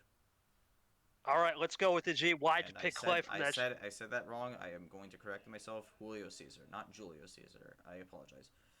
This isn't Julius Caesar, though. We'll keep it. We're all good. Caesar salad. We love our little Caesar salad. Extra anchovies on the side. For you, buddy. But let's go with those predictions. Let's start with Clay. What are you thinking, G? On why you picked Clay? I think he's going to carry the momentum from tournament 5. I think he knows that he's got to have more consistent deep runs, and I do believe he's leveled up his game in the offseason. And when I look at this region, I think he actually has the best chance to go all the way. I mean, I know Yepes is the number 1 seed, but he's a very big mixed bag. I generally think he's as equally likely to make the Final Four as he is to get out in the first round. So Yepes is kind of all over the place, and I would rather look to pick someone who I think is possibly more reliable and then possibly has more consistent uphill momentum going in. Meanwhile, Yepes is kind of like an all over the place. So I do believe Clay Wolf has a lot he can do to prove that he can be consistent, and I do believe he's going to start the season off very strong. And you've always been high on Arya. Arya here for the second region. Thoughts on this one? Yeah, this was kind of a difficult region to decide. Now, a lot of people I think might pick Varigold. However, there was a trend last season where I don't think a single 1 seed made the Final Four at all, and I actually think that trend is going to continue. So, if you noticed, I don't have a single 1 seed making it to the Final Four. So, I do believe Arya is, I guess, in a way, the shoe fits in this region. I think all of these matchups work out in her favor. So in the end, I really think that for the most part, it's a mix of both things she's done before and things she's looking to redeem herself on. I believe she's played Zach before, and she definitely played Eli before. Lost in tournament 2. She's looking to get redemption there if that matchup ends up happening. But I think Arya definitely, again, chip on her shoulder, didn't have a great Super League, and I think this region plays into that favor. So I have Arya winning the Golden Road region. Do you have two surprise picks starting with Ghost? Thoughts on this one? This is a surprise. Yes, I think there's always someone who's a little bit surprising that gets in, and I think for this one, I do believe Ghost fits the bill for that one. Definitely someone who's improved in the offseason. He has a lightning fast style. He's making his own style, which is unheard of, especially since there's been styles that have been made before this league has even begun. So it's really interesting to see. I do believe he's going to improve as the tournament goes along, and I do think it's going to be enough to make the Final Four. It's definitely going to be an unexpected Final Four, but I do believe Ghost does have what it takes to make it all the way there and maybe even win the whole thing. Lightning pays 2G. I got cut off on that last one. Who's your last pick? My fault. My last pick is Julio Caesar, and Julio, right. I'll jump into that one. I said it before. If he joined earlier, I think he would have made Super League. And you know what? I think he knows that, and I think the march to make Super League this year starts very early, and I think he has an incredible run in March. I'm gonna be honest and just say this right now. He's my pick to win the whole thing. Really? Yes, he is. And I personally believe that he's going to build off what he was building up last season, and he's going to have a run to the end, and he's going to start out the season incredibly strong. Very good picks, G. I like them all, actually. I think that's good. It's a good mix of balance with the veterans in there and a good mix of some of those up-and-comers. Ari is a big brand of the league, but Caesar, man, you can never count the Brazilian. We'll see how it goes. And for my picks, this was a hard one, but I know this one might be a little shocker here. Not really, but the first two are pretty cut and dry. Charles Sanford gets it done in the first region. Gold in the second region. But this is where it gets a little tricky for me. I had a tough time deciding with this one, man. But I'm riding with Fitzy in Region 3 to get it done. Really? And lastly, yeah, I'm going with Fitzy and H. And here's my thing. I'm gonna start it off. I really, first off, Charles Sanford. How many times did he make a finale? I mean, he knows he knows how to get there, right? He knows how to get to the Final Four, but it's just that finale game. And you look at his region. Well, you say, Ben, what are we going to expect from your Pez? No clue. What are we going to expect from the rest of the field?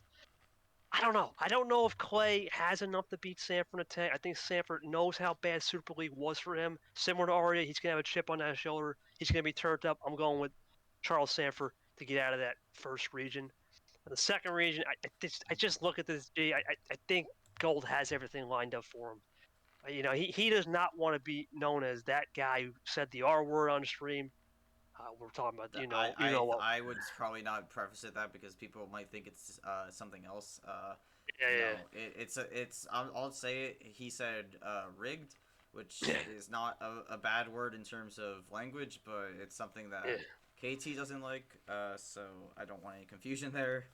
But, we don't like that. We don't like that, but we had to talk. I think he's got something different about it. He seems more excited than ever. I've never seen him in this state where he's just dialed in. So I think that region is going to be gold. Fitzwater, I'm rolling with it. He'll take care of me. I know everyone's been waiting for that matchup. I think he does get to play me. He'll take care of me, and he rides that wave. He's going to have that. Interesting pick, though, because this was the guy who was the #1 seed last year. So... Right.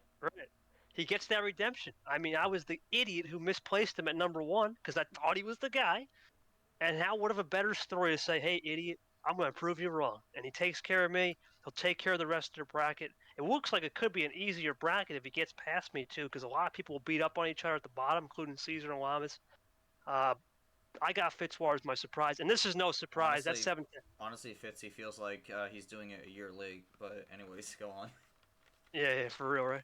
But this last one, H, what can we say?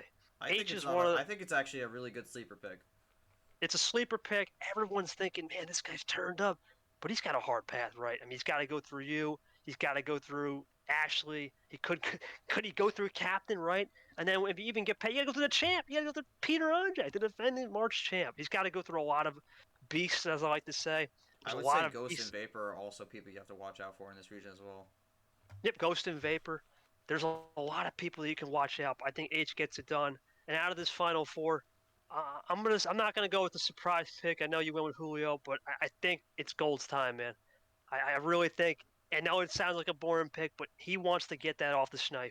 Uh, in this case, it would be what Gold Fitzy. In this case, I don't know if Fitzy would have enough to get past Gold. And then for the other game, it would it be H It'd be H versus Sanford. Sanford. I just think Sanford's got a little bit too much. We're gonna get a You're rematch. gonna We're gonna pick get a. Sanford to lose his third final? That's crazy. I'm going with it. I'm thinking Gold gets it done, and it's a rematch. No joke. Same score that happened in Tournament 3. 7-5, Gold gets it done. It's a crazy prediction, but we saw that was the famous Clint Green stream moment. Booyah. It won't happen like that. But I'm going with I Gold hope 7-5. not. Oh, let's not hope now, but I'm going with Gold 7-5. In a summer recharge matchup, even though we're not in the summer, it'll feel like the true Super League type atmosphere game. We want to start it off. I'm got Gold taking it, and you got Julio, which will be interesting for sure. I'm going to throw this in here also before we move on to the class predictions. I do Yes. think there's a very likely possibility a rookie does make the final four. I did not pick a rookie in my predictions because I'm going to be honest, I generally don't know which rookie that would be, but I will say this now: if a rookie makes the final four, I would not be surprised. And one thing to add, Jay, not only did not one no one seed won last year, the top two seed never. And if you That think is about true. it, and you think about it, you want to hear something crazier. The guy who won as the sixth seed doesn't exist anymore. So realistically, it's wide open. And is the 1 and 2 line even relevant? So something's got to break. I think it's going to break here. Too many things can go wrong. We know with the 1-2 line due to the pressure. But now everyone knows what the pressure of a stream game. I think a lot of people didn't know what a stream game was. And let's face it, we had 4 different channels on a stream game last year. We were going through so many channels, and now this is just one main channel. People know what to expect. The cream will rise to the top. But let's go to that class prediction. Obviously, we're not going to spoil a lot because there is something that we are working on as an invitational only. We'll talk about that in another show. But gee, class predictions starting from rookies, and let's get it going. Uh, we're starting from rookies here. Okay. We'll go bottom up. Yep, bottom up. Okay, I thought we were doing the opposite, but that's all right. For rookies, I gave him praise before, and I think this might be a sleeper pick in terms of the rookie class. I feel like a lot of people would lean towards Chomik or Drip, but I'm actually going to go with William Brock here. I do think he's very sneakily good, and I do think he's going to improve his gameplay throughout the season. So I personally think William Brock is going to. I think he's going to take the rookie class this season. I do expect a good season out of William Brock, and obviously I could be wrong. This rookie class is definitely one of the hardest ones to predict, but that's what I'm going with. That's what I'm feeling. All right, moving on to the next class, G. That's our Oh, sophomores. I thought you were going to make your prediction also for rookie class. No, just go, just like we did with the final four. Go with the five, and we'll talk it over. All right, we'll Go go for it. with that. We'll go with that. All right. So for Keep it sophomore, consistent for the fans, Keep it yeah, of consistent. course. For sophomore, I'm going with the Namish. I think he's definitely easily had the best peak last season in terms of a showing for an individual match. Like obviously he only did one tournament, so not really a lot to go off of there. But that one match he had, that one match with the round 32, he had the play in, he won that. And then he almost had a huge upset, and I do think he carries some momentum forward.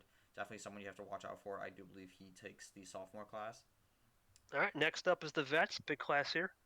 I mean, if you're gonna be honest, if you've heard what I've been talking about him, I don't think this should be surprising. I'm taking Clay Wolf. I do think he's gonna build off the momentum of the fire start from or fire ending to the last season, and I think he's gonna build it to try to be more consistent throughout. So I do think Clay Wolf is going to take the veteran class, and who knows, he might even win a tournament this season. If we go from the veterans to the new class, which is the master class, this is an interesting one, G. What are you thinking? Well, I mean, I did pick him to win March, and I think that win's gonna help him carry out for a good rest of the season. I have Julio Caesar winning the Master Class. Really? Honestly, yes, I do. I think he's one of those players who we know is capable of doing a lot of things, and I think he's going to ball out and shine this season. So I personally think Julio Caesar starts off with a win in March and then has a very consistently good season for the rest of the year. I would not be surprised if he's someone who's in that discussion for possibly the top 8 seeds. Over Lamas and Sanford. Wow. Okay, Yes. that's a big one. That's a huge big cap moment. We'll have to look at this back at the end of the season. Is that a cap moment, or is that a hot take? We'll find out. We'll talk about that in a little bit. But all right, G, last one, the big class. Everyone wants to be in it. The Legends stacked as Yep, always. of course. And we go from what could be considered a hot take to a little bit of a boring pick. I have very gold. I have very gold here, to be honest.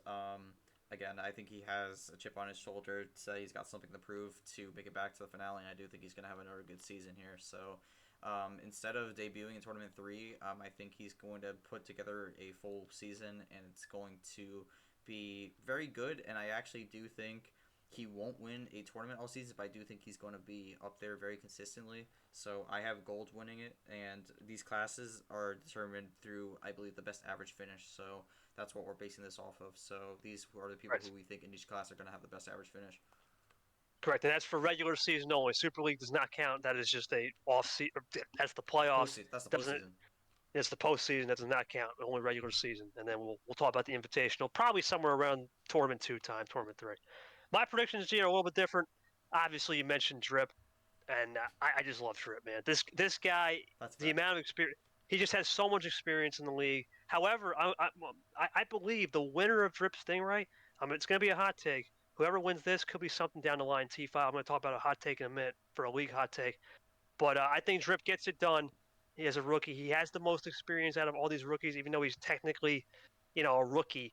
He has a lot of life experience. He does sales. I know him as a person. And when you do sales, you're selling everything, whether it be yourself, the cards, the looks, the schemes. I think this guy's got the full package. Got to go Drip. Sophomores, there's no surprise here. It's going to be a battle between H and Ghost. I think H just prevails. He has a little bit more of firepower and a little bit more adaptability. Ghost needs to work on pace. And unfortunately for Ghost, when you have to work on pace, it takes about 2 or 3 tournaments. I don't know if he figures it out, but I expect Ghost to make a big charge T4-5 to give H the run for the money. But because of the average finish in the beginning of the season, got to go H. For this one, G, the obvious pick would be Clay. I'm going with an upset, though. This one's going to be a kind of a shocker. I know a lot of people might think, what are you doing, Kay? But I think Eli gets it done. Really? I really think, yep, I know this is going to be a shocker, but I think he says, you know what? Screw what happened last year. The past is the past. Think about how close I was. I was a top 15 player all year. Clay had that top 15 player mentality, but that was at the end of the season. Eli was consistent. Even though he had some peaks and valleys, he was consistent enough in average finish. And because of that average finish data and dilemma in a way, I don't know if Clay can just rely on 1 or 2 tournaments and then fall off. I think even though Clay's going to be reformed, it's going to be between him and Eli. But I got Eli just barely beating out. It could be like 0.2 or 0.3 on the average finish, but it's going to be close. Kind of a boring pick for the master class. I got to go Sanford here. Party pooper, but Charles Sanford. Yeah, that's one of the best in the regular season.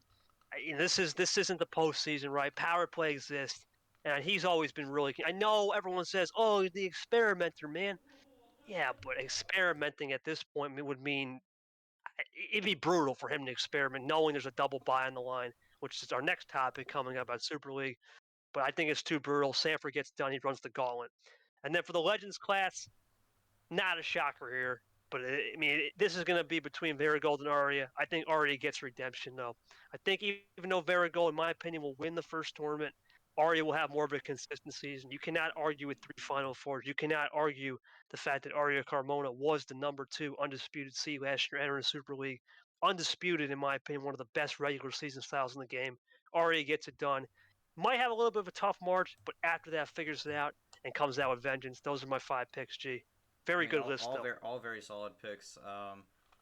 Definitely some surprises there, but I would also say that my list also has some surprises as well. But I think that's what it's all about. You're not going to get the traditional what you expect all the time, and that's kind of the beauty about this game of Uno. So definitely a lot of good picks all around. And I do think there's a lot of good dark horse picks to consider as well. I think there's a lot of contenders for all these classes.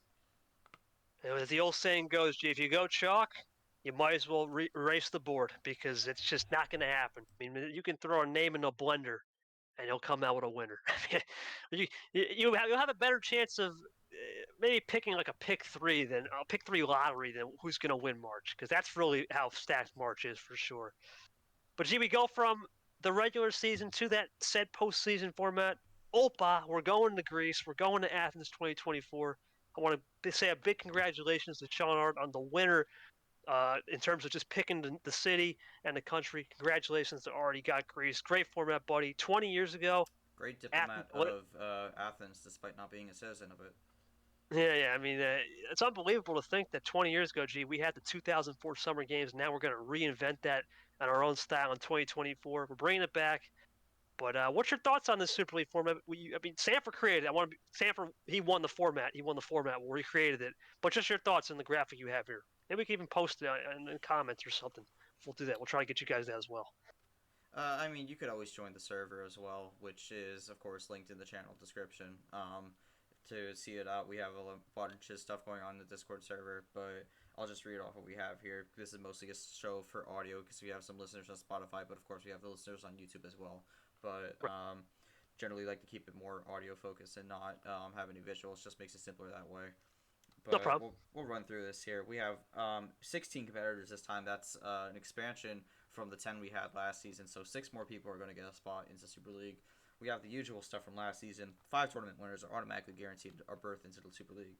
And then we have 10 at-larges from Division 1 who will also get in. And then, along with the new Division 2, we also have the D2 champion who will get a spot into Super League. So they will technically get that 16th and last spot, although that doesn't mean they will be the 16th seed. If they have a really good D2 season, we could see them a bit higher. It could be quite an impressive performance, to say the least, if they have a good D2 performance. But yeah, that's 16 competitors, and for this season, regular season is gonna matter. It's not just gonna be top 10 get in, and then you go from there. If you're a higher up seed, you're gonna have a better advantage to win this thing. Because this year we have 2 phases, and the first phase is the group stage, and the top 6 are skipping it entirely. They are not gonna have to play in the group stage. 7th through 16th will have to play in the group stage, and it will work similar to last year, where we have five match days.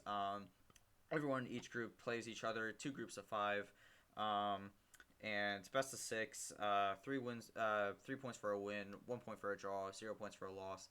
But for this season, the top 3 out of each group will advance. So we got 1 extra person from each group making it out here. So that will be interesting to watch out. We did see this last season, but there are a few tweaks going to this year. And then we have phase 2, which we are rebranding as the playoffs here. We have our 12 remaining competitors, and the top 4 at this point get a first round bye, and it's a single elimination bracket, which will progressively get a little bit longer as it goes along.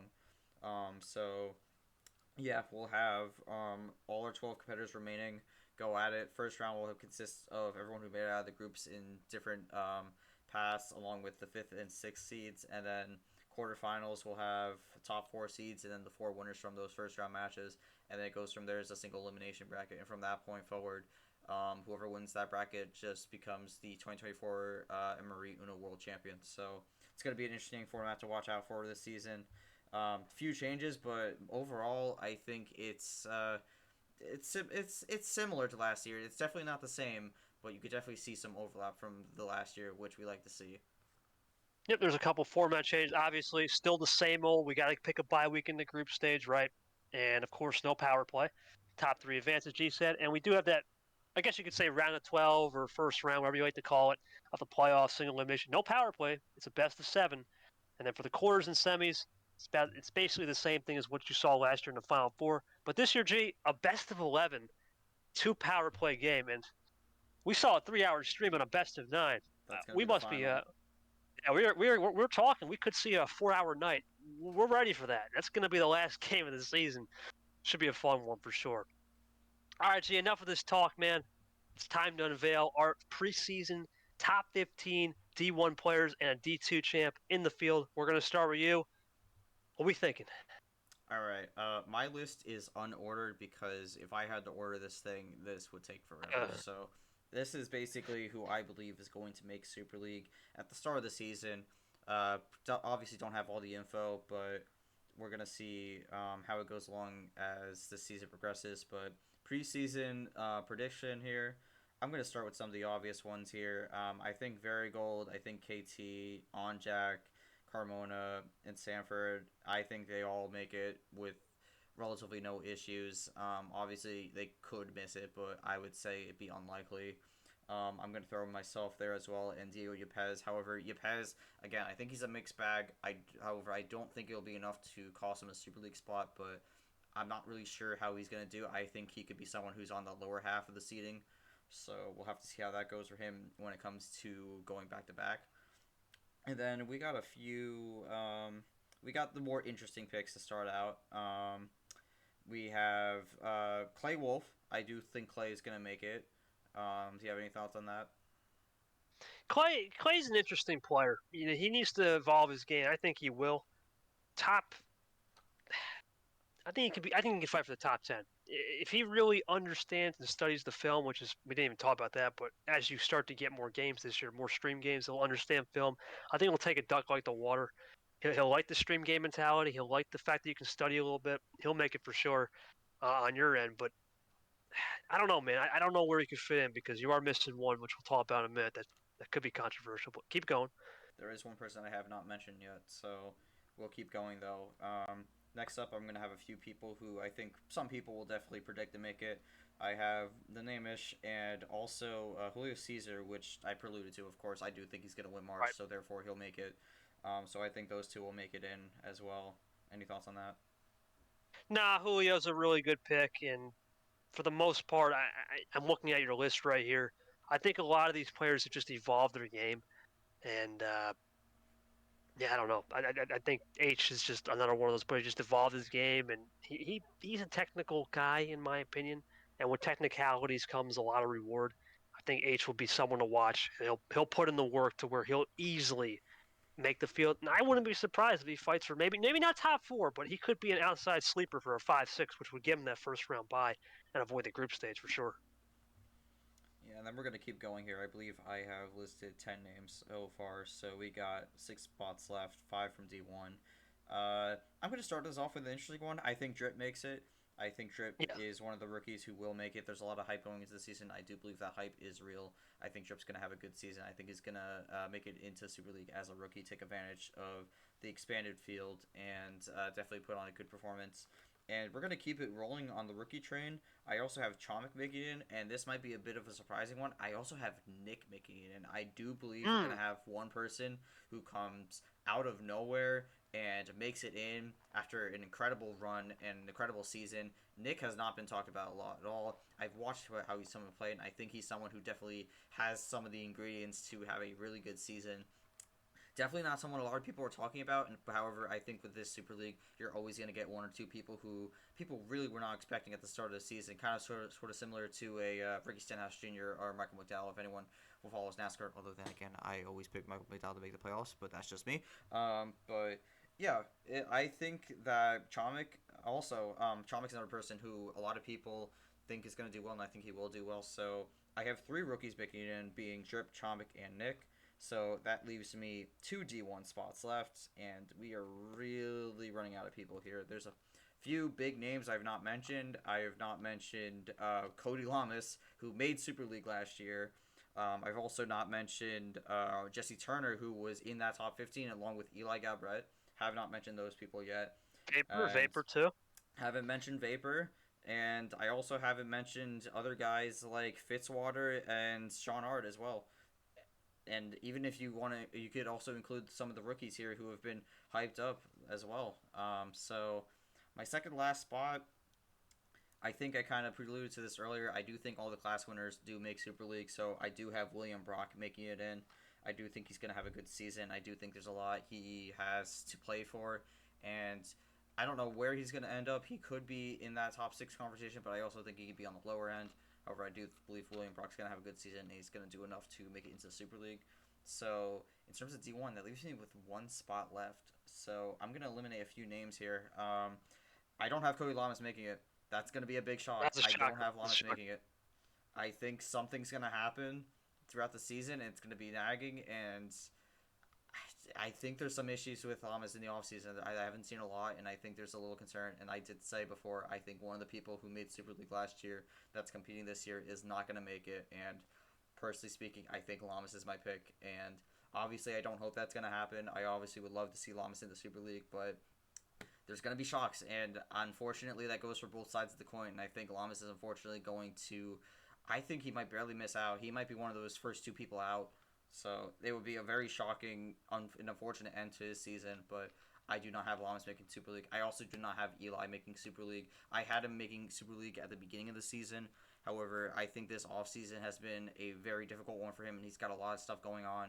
And I don't know if he's fully into it per se, and I worry that a early exit in one of these tournaments could completely derail his season in terms of his mentality and whatnot. I do hope he could have a good season, but I think there's too many red flags going on right now, and personally speaking, I think there are concerns that he could potentially. It's just you don't really know what you're gonna get. I was hoping for a better offseason from Eli. I didn't exactly see it, but you never know. Obviously, I could be very wrong, and it's a new season, so I'm not really considering what happened last year. I'm just worried about how that offseason went, so I don't have him making it. I don't have Jesse Turner making it. I actually think Jesse Turner falls off a cliff. I don't have Turner having a very good season whatsoever. Just kind of all over the place, and I think this field's more competitive, and I think he's going to be one of those people who fall off. What are these other? I could mention a bunch of other people who could take this last Vapor, spot. Yoshi, yeah. Vapor, Yoshi. I don't have Yoshi making it. I don't have Vapor making it. And there's even a few other names that you could consider as well. I don't have To Go making it. I don't have Ard making it. I know that's going to break your heart, but I think that new Ard is going to start off at least all right, but I just think it's going to fizzle out really quickly. Don't have Dark Korean making it. I don't have Monkey making it. Clint's not making it. I don't think Seth Cole makes it, although I think he's going to be close. And you got some of these rookies who are typed up too. Ashley's someone who you could definitely consider. I don't think Ashley's going to make it. Stingray's another one. Stingray's another one. I think Stingray doesn't make it. Captain, I think, is going to come very close, but I don't think Captain makes it. I think he barely misses out. So that leaves me one spot left. And I've been holding it off long enough. For my final D1 spot, I'm giving it to Zachary Fitzwater. I think he does have a redemption season. I think he's barely going to sneak in here, and I think he's going to prove that last season was just a fluke and just a smudge in his long legacy. So I think Zach Fitzwater redeems himself, and that's the 15 for D1. And then for my D2 champion, look, I'm going to be honest. I think there's a lot of people who could win that, but I also think it's a really hard division to predict. We only get one spot for Division 2, so it's going to be hard. Only the champion's going to make it. So in a way, this is my D2 champion prediction. I think there's a lot of people who could fill this slot, but for the time being, I'm picking Kate. I think there is something about how she plays. I think there's something about her attitude that really shines well in terms of the Uno playstyle, and I think she's going to have a great season. I think she's going to win the D2 championship, although there are so many other names I could mention who have a good shot. I think any of those players have a really good shot, to be honest, because D2, new division, it's an unknown, not really sure what's going to happen. There's probably going to be players who aren't in the first tournament right now who are going to come in and then make the D2 championship. That's what happened last season with Super League. Diego Yepes was not in the first tournament, so I definitely think that's going to happen. But right now I have Kate making it as my D2 champion to make Super League. However, that could be a very flexible spot. Yeah, that spot, who knows, right? We could see somebody. Think about it. We could see somebody from that D2 LCQ, right? Just get in the tournament and then somehow win and get hot at the right time. That's true. Similar to how baseball is. It's one of those things. Mostly anything, but baseball is a great sport because you really can't say this is like football, because when football is a lot of one and dones in the playoffs, there's no one and dones here. It's more of a progression until you get to the bracket. So that group stage is a little different. So you can get hot and build your character. Great predictions. Obviously, Fitzwater's a big name. Couple good rookies in there. But let's go with mine. To no surprise, kind of doing the homer pick, man, kind of with the home team. Everyone runs it back from last year. So that means Yepes, Gold, myself, yourself, Carmona, Sanford, Peter, and they're all running it back. You look at Yepes and Gold to start with those guys. Ironically, for Yepes and Gold, I think they're going to have similar seasons. I think Yepes, he'll be similar to Gold. I think he will really mirror his game, except Gold will get the March tournament, and that's it. I think Yepes will be similar. He'll start to really understand Elite Eight and start to play a little bit more cherry picking. He'll get it done. and he'll evolve his style. I don't believe he'll be light switch Yepes all the time. I think he's going to have that one time. Remember, we saw him in the finale against Sanford. He was a little bit different. He wasn't light switching. He was switching up his game. Does he start to go back to that? Does he use a little bit more of a classic style, right? Maybe use a little more ammo control. That's what you're looking for, Yepes. I think he's going to evolve that. And if there's chaos, you know who to call. So I definitely think that could be something to watch.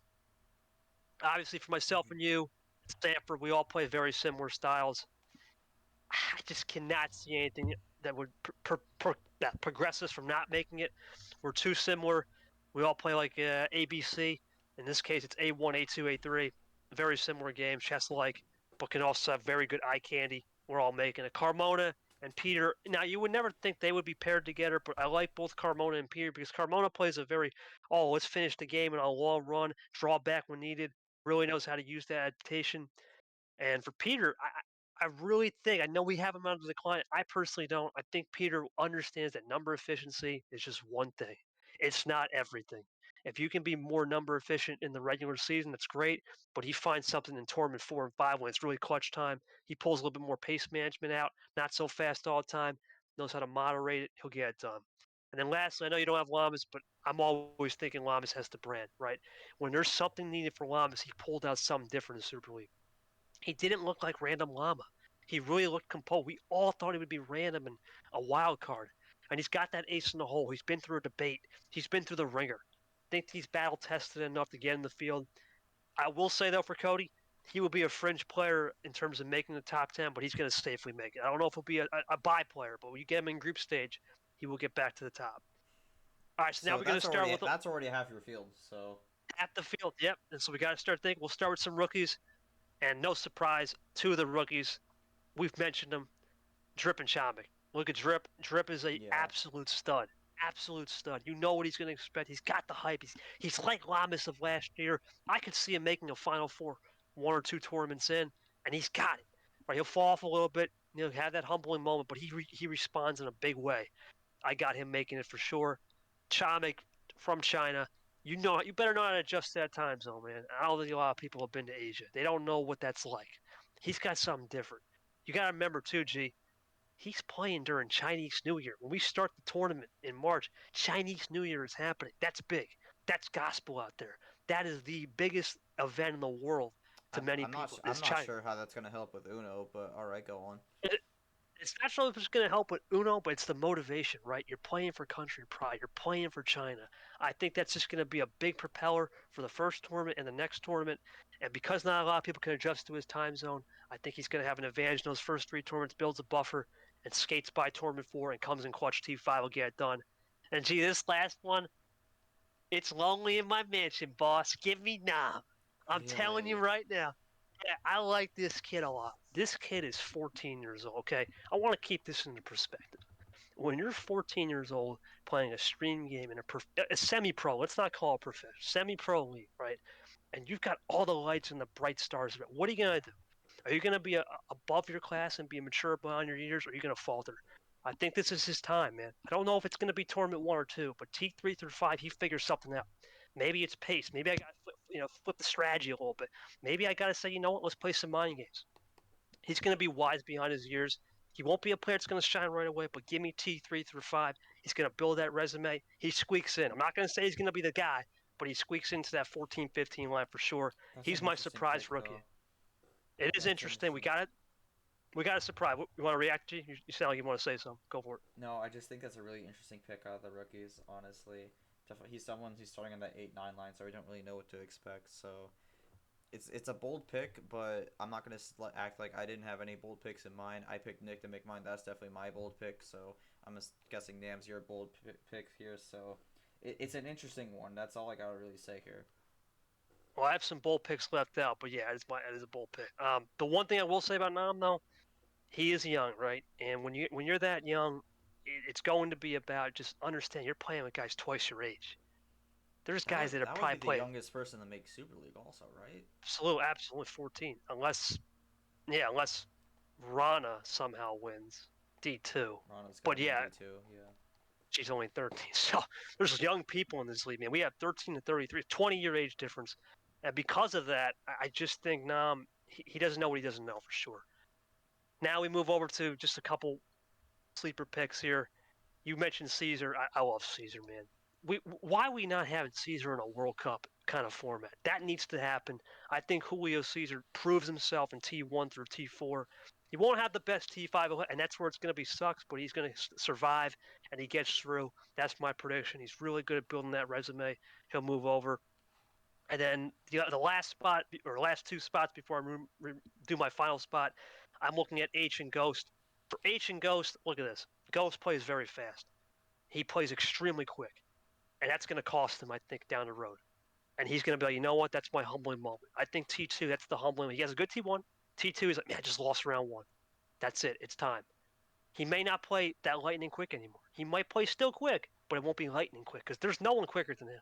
And if he just slows this game down, starts to slow the game, process information a little bit better, he processes the skips a little bit better, leaves less door openers. He still can keep that no table check and that sneak attack, which is phenomenal. Great strategy. Even with the refs, even with the new ref rules, it's even actually working in his favor with 7-minute table checks. Card star variety's always been classic. He's got to get in there. And for H, nothing's really need to be said. He's H, technical wizard, absolute master, knows what to do. He's going to sneak in there. I don't think he's going to be a top 4, top 6 guy. I think he sneaks in between that 9 to 13 range, but he sneaks in for sure. And it will be T5 that propels him. He'll be mid pack all year. So we leave out some big names. G, this is not even going to be a spoiler. I've got Eli and Clay missing.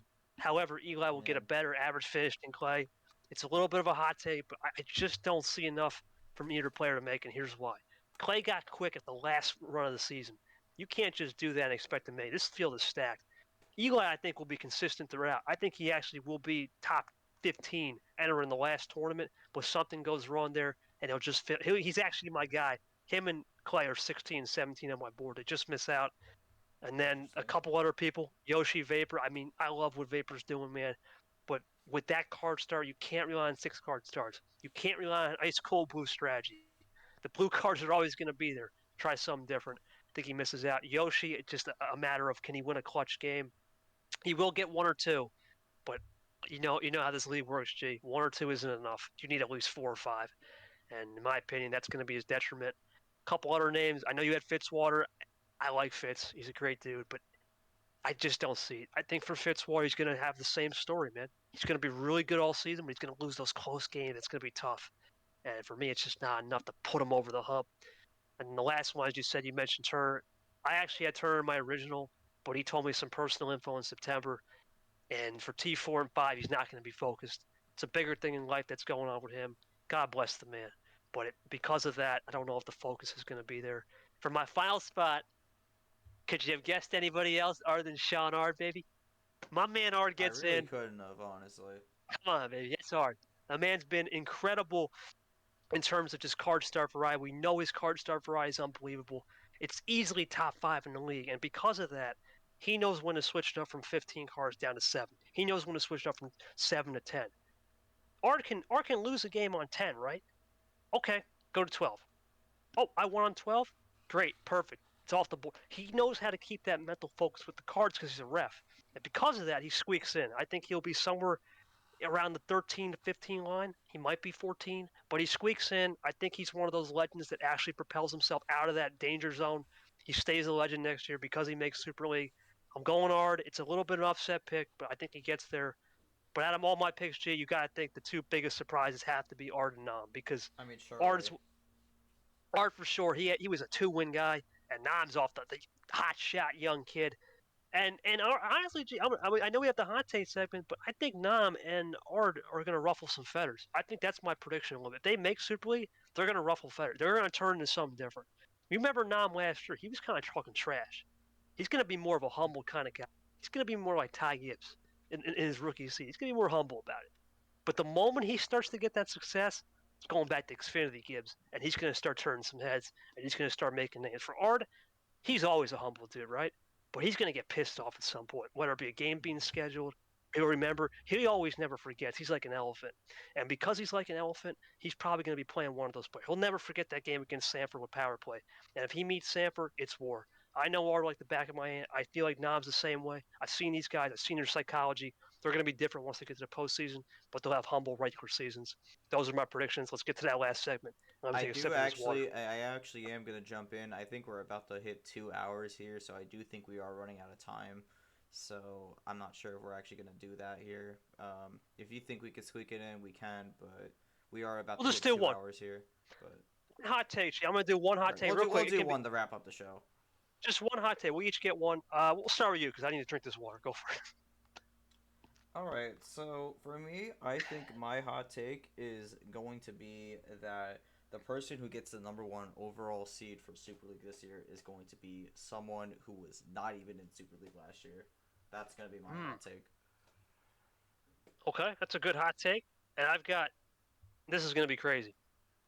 I've got Drip Stingray, right? That match. Whoever loses that match will get redemption in T5 somewhere around the Elite Eight or Final Four because rematches are allowed. Whoever loses that match wins that match. And in my opinion, is going to be the top, not only the top of the echelon of the rookies that make Super League, but I think whoever wins that match makes Super League and whoever misses is out. I think that's going to be a playing game. A play-in playoff. This is a play-in to get into Super League. That matchup has been. Tournament? Wow. I'm going that bowl. I believe the winner of that game, whoever wins in March is fine, right? Whatever. But whoever lost that game will then win the last game, whether it be a Final Four or Elite Eight, right? Just enough to build a resume. Because you don't have to win a tournament, right? But it's enough to build a resume. Whoever wins that game, that last game, whoever lost in March wins that last game in Tournament 5, makes Super League. And I believe Drip is actually going to make it, man. I think Drip could potentially lose, right? Let's say, even though I had him win, let's say Drip loses, right? The first game in March was with Stingray. Stingray got that, he got the betting odds in Vegas. Drip's like, all right, you know what? I'll see you in the Tournament 5. That's it. He will get his revenge, and that's enough. Even though we have him going far, it could easily, because that's such a flip-flop game, I could easily see Drip losing that game and Stingray getting it done, and that's what propels him to the top. Gee, this has been a hell of an episode, man. 2 hours. Absolutely, I've talked a lot, man. Can you sign us out? I'm out of breath. Of course. All right. So thank you all for watching. This has been the Wildcard Podcast with Gman and KT. This is our second episode. We pretty much reviewed the first tournament of the 2024 G1 season with March Madness. We'll have a lot more coming to you on your way in the next coming weeks. But from KT and myself, this has been Wildcard, and we hope to catch you in the next episode. So have a good one, everyone.